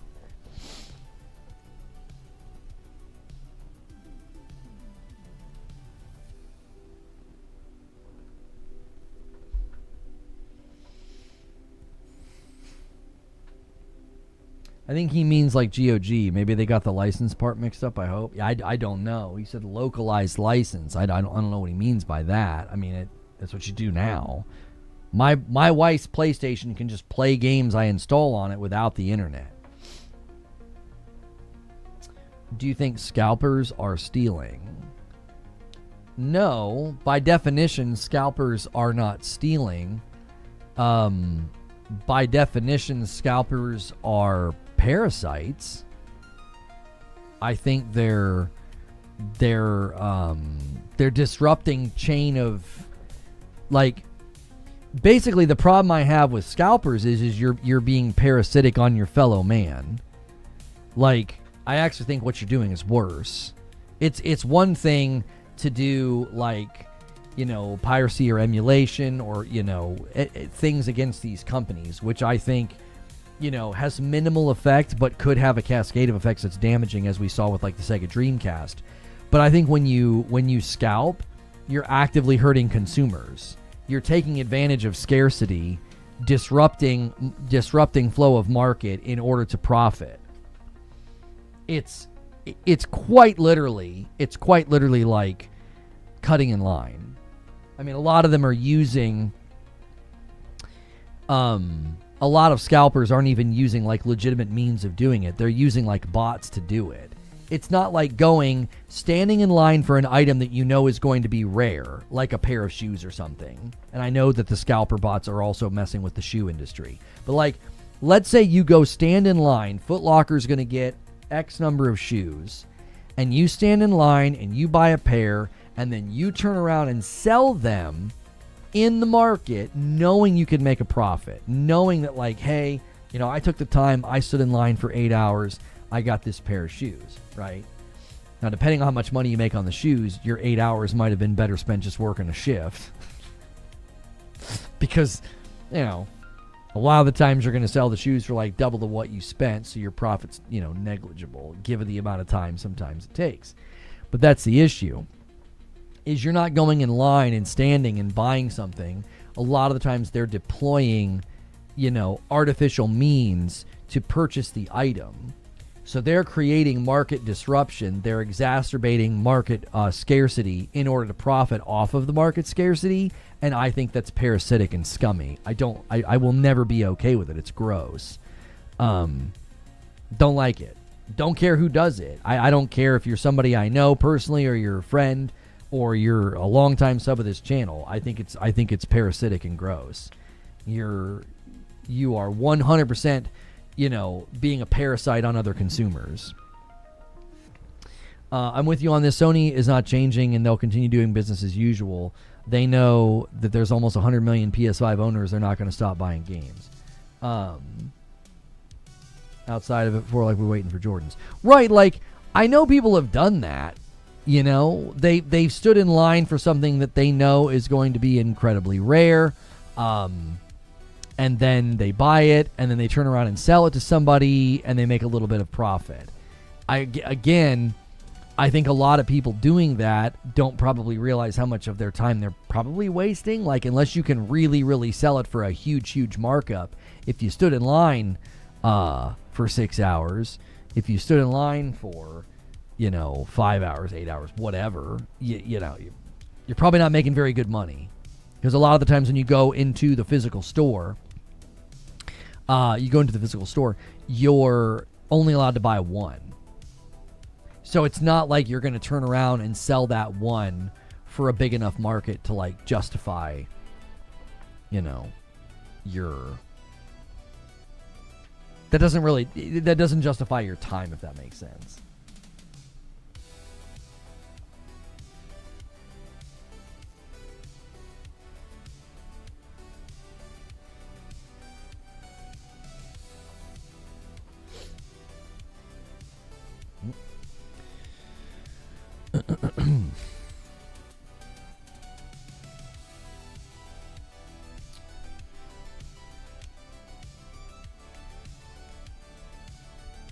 If only I don't know about Yeezys.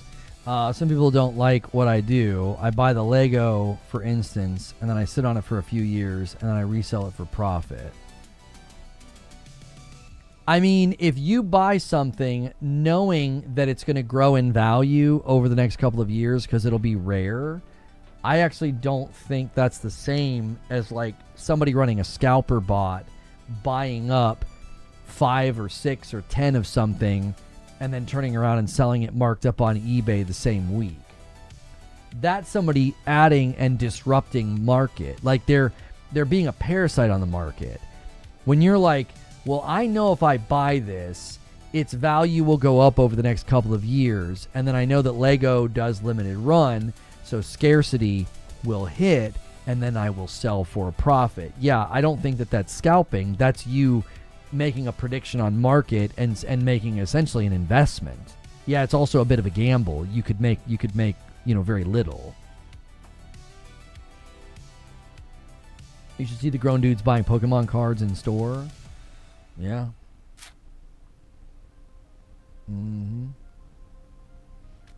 Would digital ownership allow selling your digital copy after you're done with the game? Tommy, I think that's the part of the effort that's going to be a bridge too far initially. I think that's a bridge too far initially. I think if people go in and want to fight for digital ownership and they simultaneously fight for the ability to resell a digital license, you're asking for too much. You'll lose. You'll lose. You won't get it. They'll shoot you down so fast. I would say the best thing to fight for is a form or classification of what is a video game when I purchase it? What am I purchasing? That is where you start at the base level definition. Am I buying a revocable license or am I buying a digital good? If I am buying a digital good, I have claim on that post-purchase. As in, you cannot take this away from me. That is, I think, number one, that's not an easy fight. That in and of itself is going to be a challenging fight. That's not going to be easy.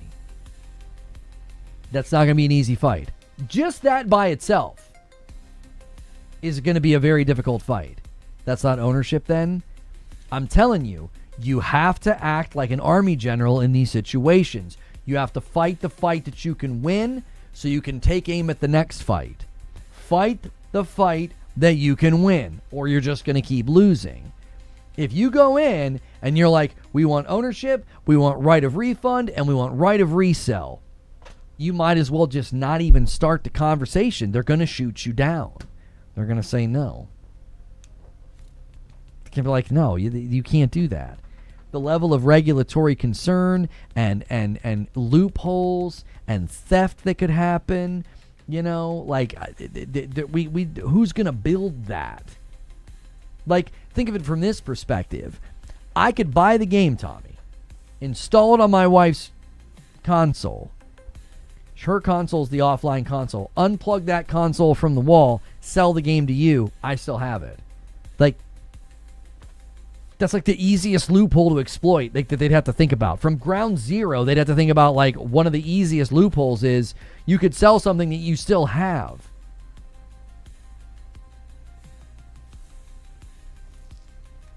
Right of ownership means all things at once by definition of the word ownership. No, it doesn't. No, it doesn't. Because you could go and buy a DVD. That DVD is yours, okay? But you don't have the right to do a movie theater in your backyard. You don't have distribution rights of the movie. You couldn't show the movie in your bar on all your TVs. You don't have like a redistribution or license to like show the movie like that. Oh, I'm going to sell tickets. Come watch, the latest such and such movie. I'm going to put it in my backyard. I installed a big, theater screen. You don't have the right to do that. So like there are degrees of ownership, as Zubair is saying. You don't just, if I own this, I immediately get all these things attached to it. Digital ownership, as it is defined right now, is a revocable license. That's the initial battleground. The battleground is changing that first. We shouldn't be buying a revocable license. We should be buying a digital good. Downstream effects of winning that fight is then going back and saying, based on this definition, there needs to be efforts made for us to be able to sell or trade these digital goods. There would have to be like a downstream argument about this later that you would fight for. Lono, I think people have lost sight of trying to be pragmatic in their approach to getting something. It's a balance, and thinking otherwise is unrealistic, especially today. The battle isn't license, it's revocable.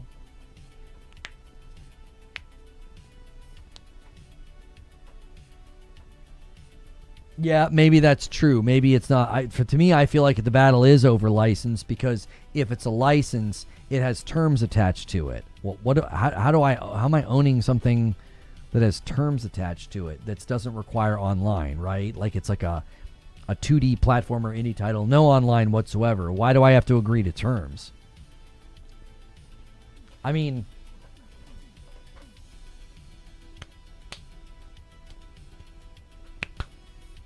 unless you're having to consider all the ramifications of terms and conditions with respect to piracy, emulation, and redistribution. So maybe it does have to stay. Maybe that's what the companies would argue. They'd argue, no, these have to be still under the confines of licensure, because if not, then we lose all claim, and then they can copy it, emulate it, pirate it, sell it. Sorry, that's the first step. Keep them from being able to reach into the back pocket.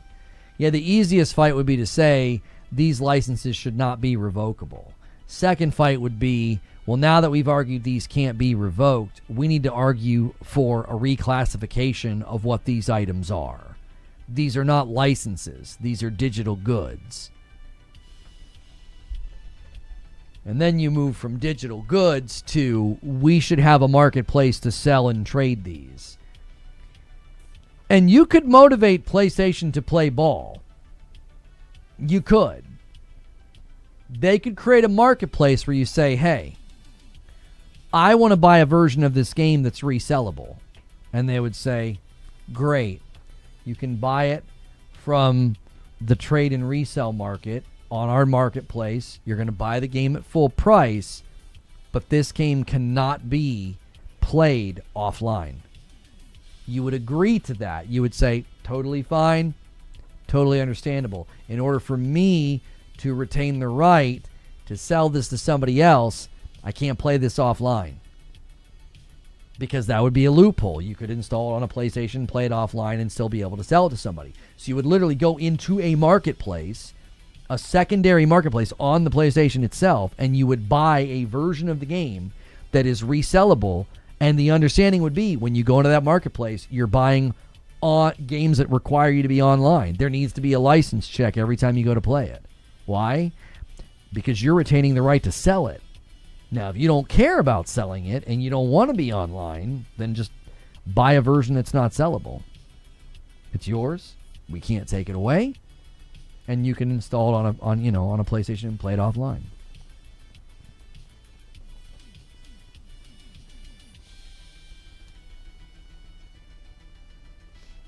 You guys have a good one. I'm tired of the Xbox troubles and the PlayStation physical topics for the past 2 weeks. It's just everywhere.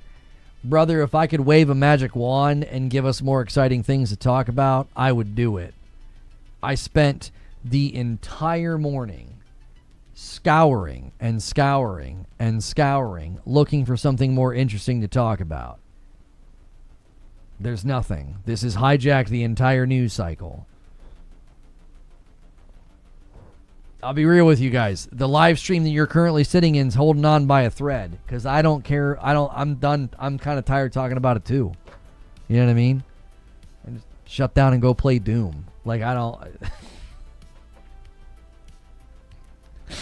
We're all in this together, man. The news cycle is just, it's in a rut, you know? It's in a rut. We're about to cross over a threshold of like new games coming out almost every week, and that should purify the news cycle a little bit. But today, your daily entertainment with me is holding on by a thread, boys. It's holding on by a thread, because I don't want to sit here and do this either. But this is it. This is the topic. This is the current zeitgeist of interest. Spain versus France. I'm pulling for France. My boy likes Mbappe. The offline version would be the one-time only download to avoid the loophole of copies being made still. No, you'd still need to be able to re-download it later if you get like a new console or something. My laptop is like one card too old to run Dusklight, so it won't run Astro Bot. That's for sure. That's right. I feel that, Solemn says, and playing Doom actually sounds pretty great right about now. Yeah, the Doom DLC is incredible. It just gets better the more you play it. Like, I've got all these cool abilities now. So I've got the thing where I grapple with the spear. I go up in the air and I slam the ground and everybody creates health. And then I have the thing where if they go purple to be executed, I can grapple to them and I go really fast towards them and punch them. Awesome. I have the one where if I've got one of the bars filled, I can stab, and it's really strong. And now I've got the one where if I stab them and they're one of the flying guys, I think it stuns them. And then I can switch back and forth between the spear and the shield. And once I get that shield out, I'm right back in the trenches with the parries. Like, the big guys come up and I'm like, kaboom, kaboom, kaboom. They're just trying to swing on me, and I'm like, kaboom, cha-cha-cha, kaboom, cha-cha. Oh, I freaking love it. The flow of combat in that game, it's at a really sweet spot. It's at a really, really good sweet spot in the DLC, and the reason is they added like a whole other aspect of combat that's like, it's like a flavoring from Doom Eternal. It's like they listened to the community, and they said, oh, okay. And they come alongside and they kind of prop up Doom the Dark Ages and how it feels. I think Doom the Dark Ages had really good things about it. It got a little too heavy on the parrying, and that's me saying that. Me, boss? Like, I'm saying little too much parrying. But they added this spear, and it's just freaking dope. It's just so dadgum dope. It adds a whole nother layer of depth to the combat. And then they have these puzzles that you're solving. It's just awesome. Got to go into work. Thought I'd say hi. What's good, Ray?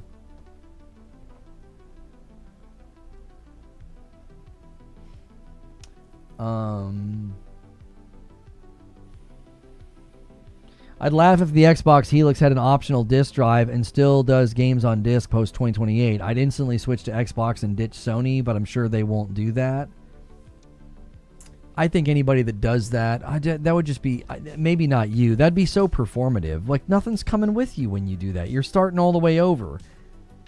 And you're praying that when you do that, that they're going to have your back in 10 years. Excuse me. Now you're gonna run into the excuse me. You're gonna run into the arms of Xbox, and you're gonna be like, I'm gonna build a physical library over here. They could pull the same shenanigans in 5 years. They likely would.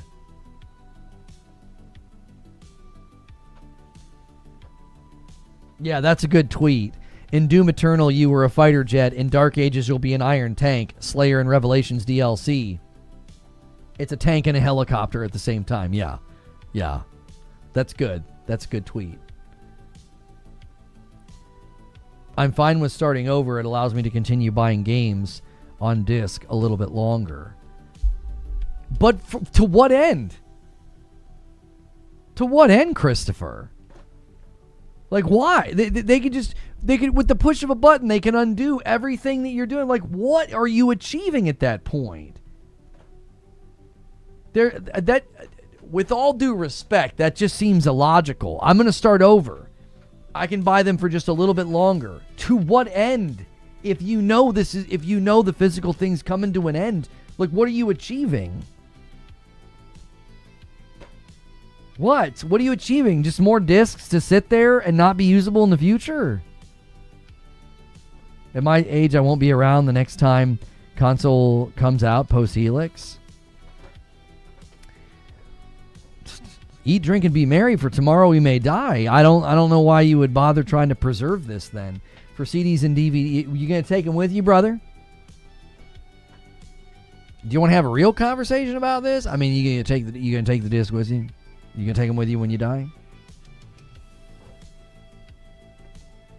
For CDs and DVDs, it's still easy enough to rip them and keep them on a backup drive on the cloud and to burn copies to spin. Archival efforts with disc games is much more difficult.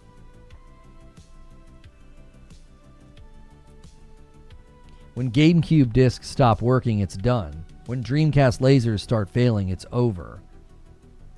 The only thing left becomes emulation. Right.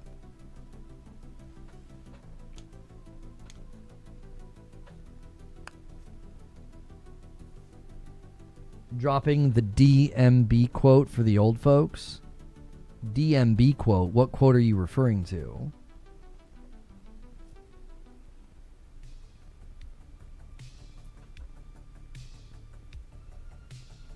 Emulation is left.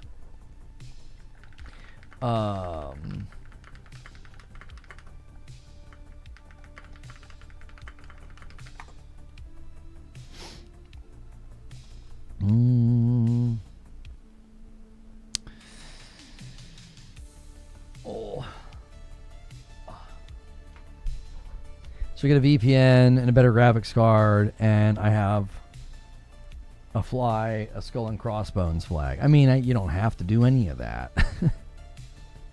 You don't have to do any of that. Nobody's forcing you. Don't bars do that with UFC fights? Oh, if you're talking about distribution, they usually have to pay for that. Eat, drink, and be merry. Well, I guess it's a Bible quote as well. Yeah, I was going to say, if we want to talk about where that actually comes from, its origins are, I think, a little older than whatever you were referring to. You know, just a little ancient text called Isaiah or Ecclesiastes. You know, eat, drink, and be merry. I mean, you know, just thousands of years ago, you're like, you're dropping the DMB quote. I'm like, what are you talking about, bro? That's script. That's some scripture, bro. That's an ancient text. You're like, hey, dropping that DMB quote. I was like, what are you talking about? To be fair, don't you want to hand down the hobby you love to your children? I got my nephew into gaming because every time I upgrade a system, I will give it more my old system. Right, it's easier to hand down a digital library than a physical one. It's so much easier to share, That's why I think digital preservation is so important, because it makes it far easier to preserve said things. If my parents really wanted to preserve and hand down, the Twilight Zone or Alfred Hitchcock Presents to me, I guess it wouldn't have been them. It would have been their parents. It would have been my grandparents. They wouldn't have been able to do it. Those shows have been digitally preserved, and I'm able to enjoy them. My wife and I have been watching Beyond Belief, hosted by Jonathan Frakes. It was originally hosted by Josh Brolin's dad, first season. And that's a preserved show from the 90s, and we wouldn't be able to watch it if it wasn't digitally preserved. I mean, we could. It'd be really difficult, though. Finding a physical copy of, all the seasons and episodes would be a challenge. Right? That's his dad? Yeah. The original host, first season of Beyond Belief, that's Josh Brolin's dad. Yeah. He really, I felt like they picked him because he really emanated Rod Serling. It was like a similar face, similar look, similar hairstyle. His hair was gray but not black. But they went with Jonathan Frakes after that because they thought that Brolin was too serious. They wanted somebody that was more lighthearted. So Frakes always kind of has a bit of a smirk and a bit of he's not as serious. And Brolin was super serious. The digital copies ultimately need to be stored somewhere. They don't get stored on a literal cloud. They're in a hard drive somewhere. I mean, that's what the cloud is. It's a hard drive. May as well be yours instead of a fickle publisher's. Well, yeah, no, for sure. But again, my hope would be digital preservation and digital ownership would allow me to basically give my logins and accounts to my kiddos and say whatever, if you buy a PlayStation 9, or you log into the PlayStation Cloud with my credentials, you'll have access to all these classic games. You'll be able to play Ghost of Tsushima with your kids or, whatever. We made it up. Pure fiction. Never happened. I'm just going to... I told Creature I was going to start doing that with the gaming news. I was just going to start doing, grifting segments in the morning and be like, you have to decide, is this fact or is it fiction? And then I get to the end of the show open and I'm like, I made it up. It's totally fake. I lifted it directly from someone else's YouTube channel because that's what they do. They just make things up. They just did this in China. I'm not sure what you're referring to. My physical library is not that safe, says Street Shadow. My little one just decided to test the flexibility of my SSX3 disc and snapped it. Good thing I had 2 copies. Would love to have that game digitally. Yeah, you got to do the Riker chair maneuver. Do you know why he did that, though? I feel like he talked about that in an interview. One of the reasons he did that, the chair maneuver that he did constantly in The Next Generation. Yeah, it was something with his back. I think the back issue has plagued him his whole life. I don't think it was just like a particular season. I think his whole life his back has given him issues. It was from something like an accident or a surgery or something. I could throw a CD from 1996 into a CD player and it will start playing. It doesn't mean it isn't going to have terrible skips or data wrought elsewhere on the disc. Jack Garland, women are in video games. Fact or fiction? You can have fun playing as a woman in a video game. We completely made it up. It's a total work of fiction. You'll be miserable every second of the game because the woman that you're playing with is not a man. The maneuver originated from a back injury he sustained while moving furniture before his acting career. So did he just keep doing it and his back was fine after a while? We got you. You're wrong. Not this time. A similar story happened to a young man outside of New Jersey 15 years ago. That's right. I have my original Sony Discman and it works. The headphone jack doesn't work. The line out jack works, so you can't control the volume. But it works. It spins and plays and everything. My daughter wanted to use it for one of our trips, and after 10 minutes, she's like, I don't want to use this anymore. It keeps skipping. And I was like, yep, kiddo. That's what happened back then. It wasn't fun. It was not fun. It was a hard time before skip protection became a thing, and now you don't even have to worry about skip protection. You just play everything digitally.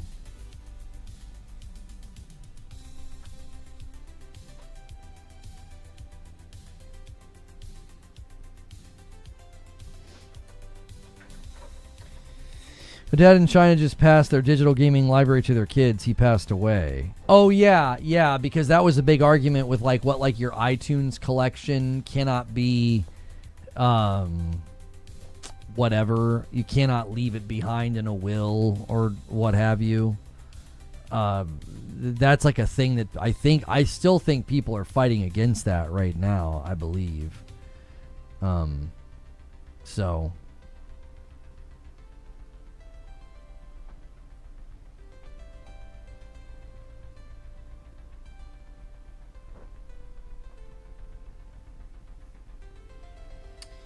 Doesn't DRM also affect the performance of the games that have it as well?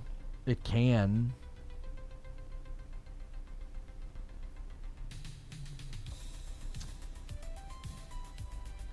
You can still buy portable CD players with skip protection. I got one for my niece because she wants to build a CD collection. Really? My son wants to buy, there was a boom box. It was really expensive. They had it, I think, at Costco. It was like $200. And it could play cassettes and stuff. And I was like, we don't even have any cassettes, brother. Even if we did have my cassettes from when I was a kid, they wouldn't play. They'd be too old and brittle by now. Young generation has hope. My kids appreciate old media to a certain degree because they go to the library. And so they're always reading books.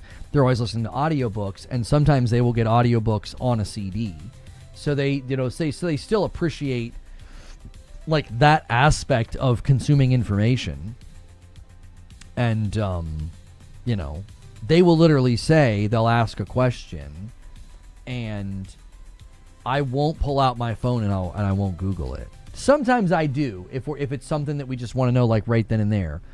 But a lot of the times I won't look it up and we'll say, well, you can get a book about it and see if you can figure out why are ants able to carry so much. I'm not going to look it up for you right now. We're making them go and seek out the information instead of just this is why they're able to do it. We'll do it sometimes, but most of the time we try to tell them, well, you can go get a book from the library about it. So my son knows all these random things about insects and animals and stuff. He'll tell me stuff all the time. It's because he's getting books and reading them about, all those various things. I'd buy one just for this. Oh, Doom and Doom Eternal on cassette. Yeah.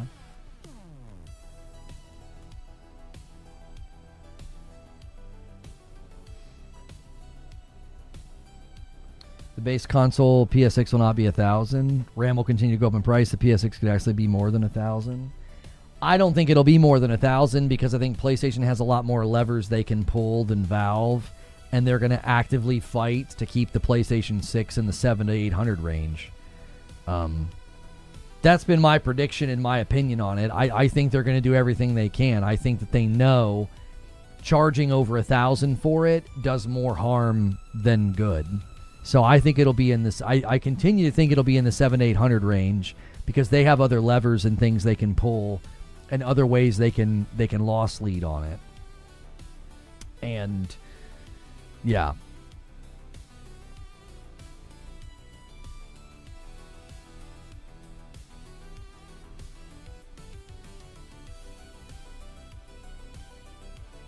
Remember when games came in cassettes? Yeah. I know the PS6 will not have a disk drive, but do you think that they might allow you to attach the PS5 disk drive? I don't know. Like, they're going to have to speak to that because there are people with physical collections that are going to be, like, unable to do anything with them. So.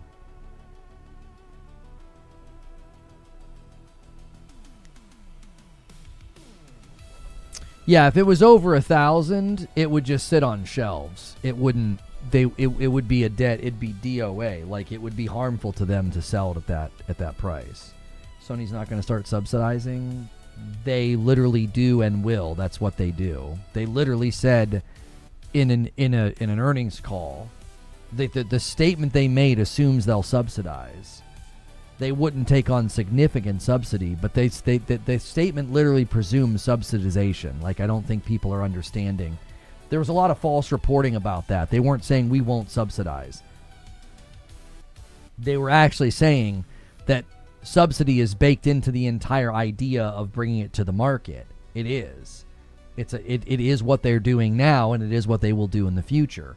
They were saying we're not going to take on significant losses, meaning we're going to have to find other ways of doing this. We can't just continue to take a loss on the device itself.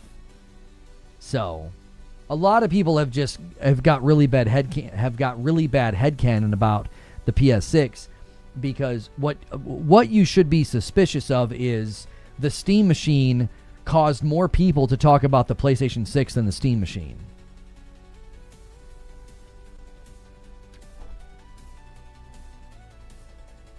I mean it. Just go look at people's content flow and their conversations. The Steam Machine comes out at a price that everybody was like basically laughing at given its power thresholds. And what it did was it just caused a bunch of people to go 10 videos deep on PlayStation. And it's like, oh. It's funny how that works.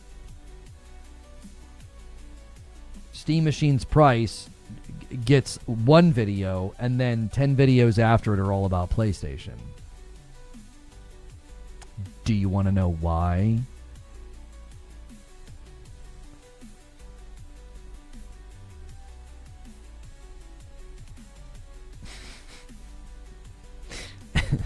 Would you like to know why?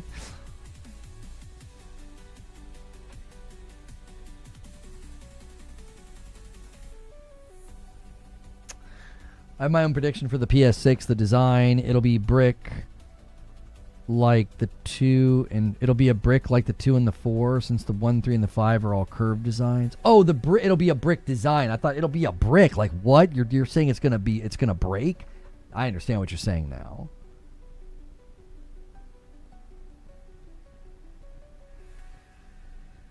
Yeah, the scale of the amount of pieces and parts and what Valve had to do there, it's just Sony's not in that boat.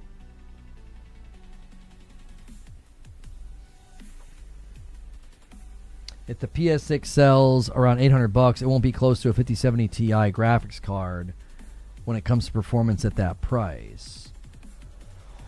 Well, I think the future of hardware is not in power thresholds and bragging about power thresholds. The future of hardware in particular, especially what Mark Cerny has signaled for PlayStation, is better upscaling, better ray tracing, neural processing, faster environments loading, physics, things like that. They're not going to be talking about raw power, which is why I have said I think that the PlayStation 6 will be marketed not as a generational console. It'll be marketed as their premium access point to their ecosystem. I don't think they're going to market it and position it the same way. Because its selling point will not be, oh my gosh, this is light years more powerful than the PlayStation 5. It's going to save you from all of those bottlenecks and frustrations on the PS5. That's not how it's going to be sold. That's not how they're going to talk about it. You know what I mean? Like, they're going to have to position it very, very differently. I think it's going to be positioned as the premium piece of hardware to access their ecosystem. So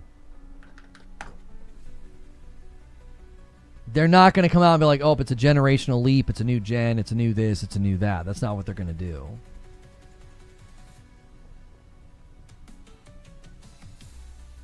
So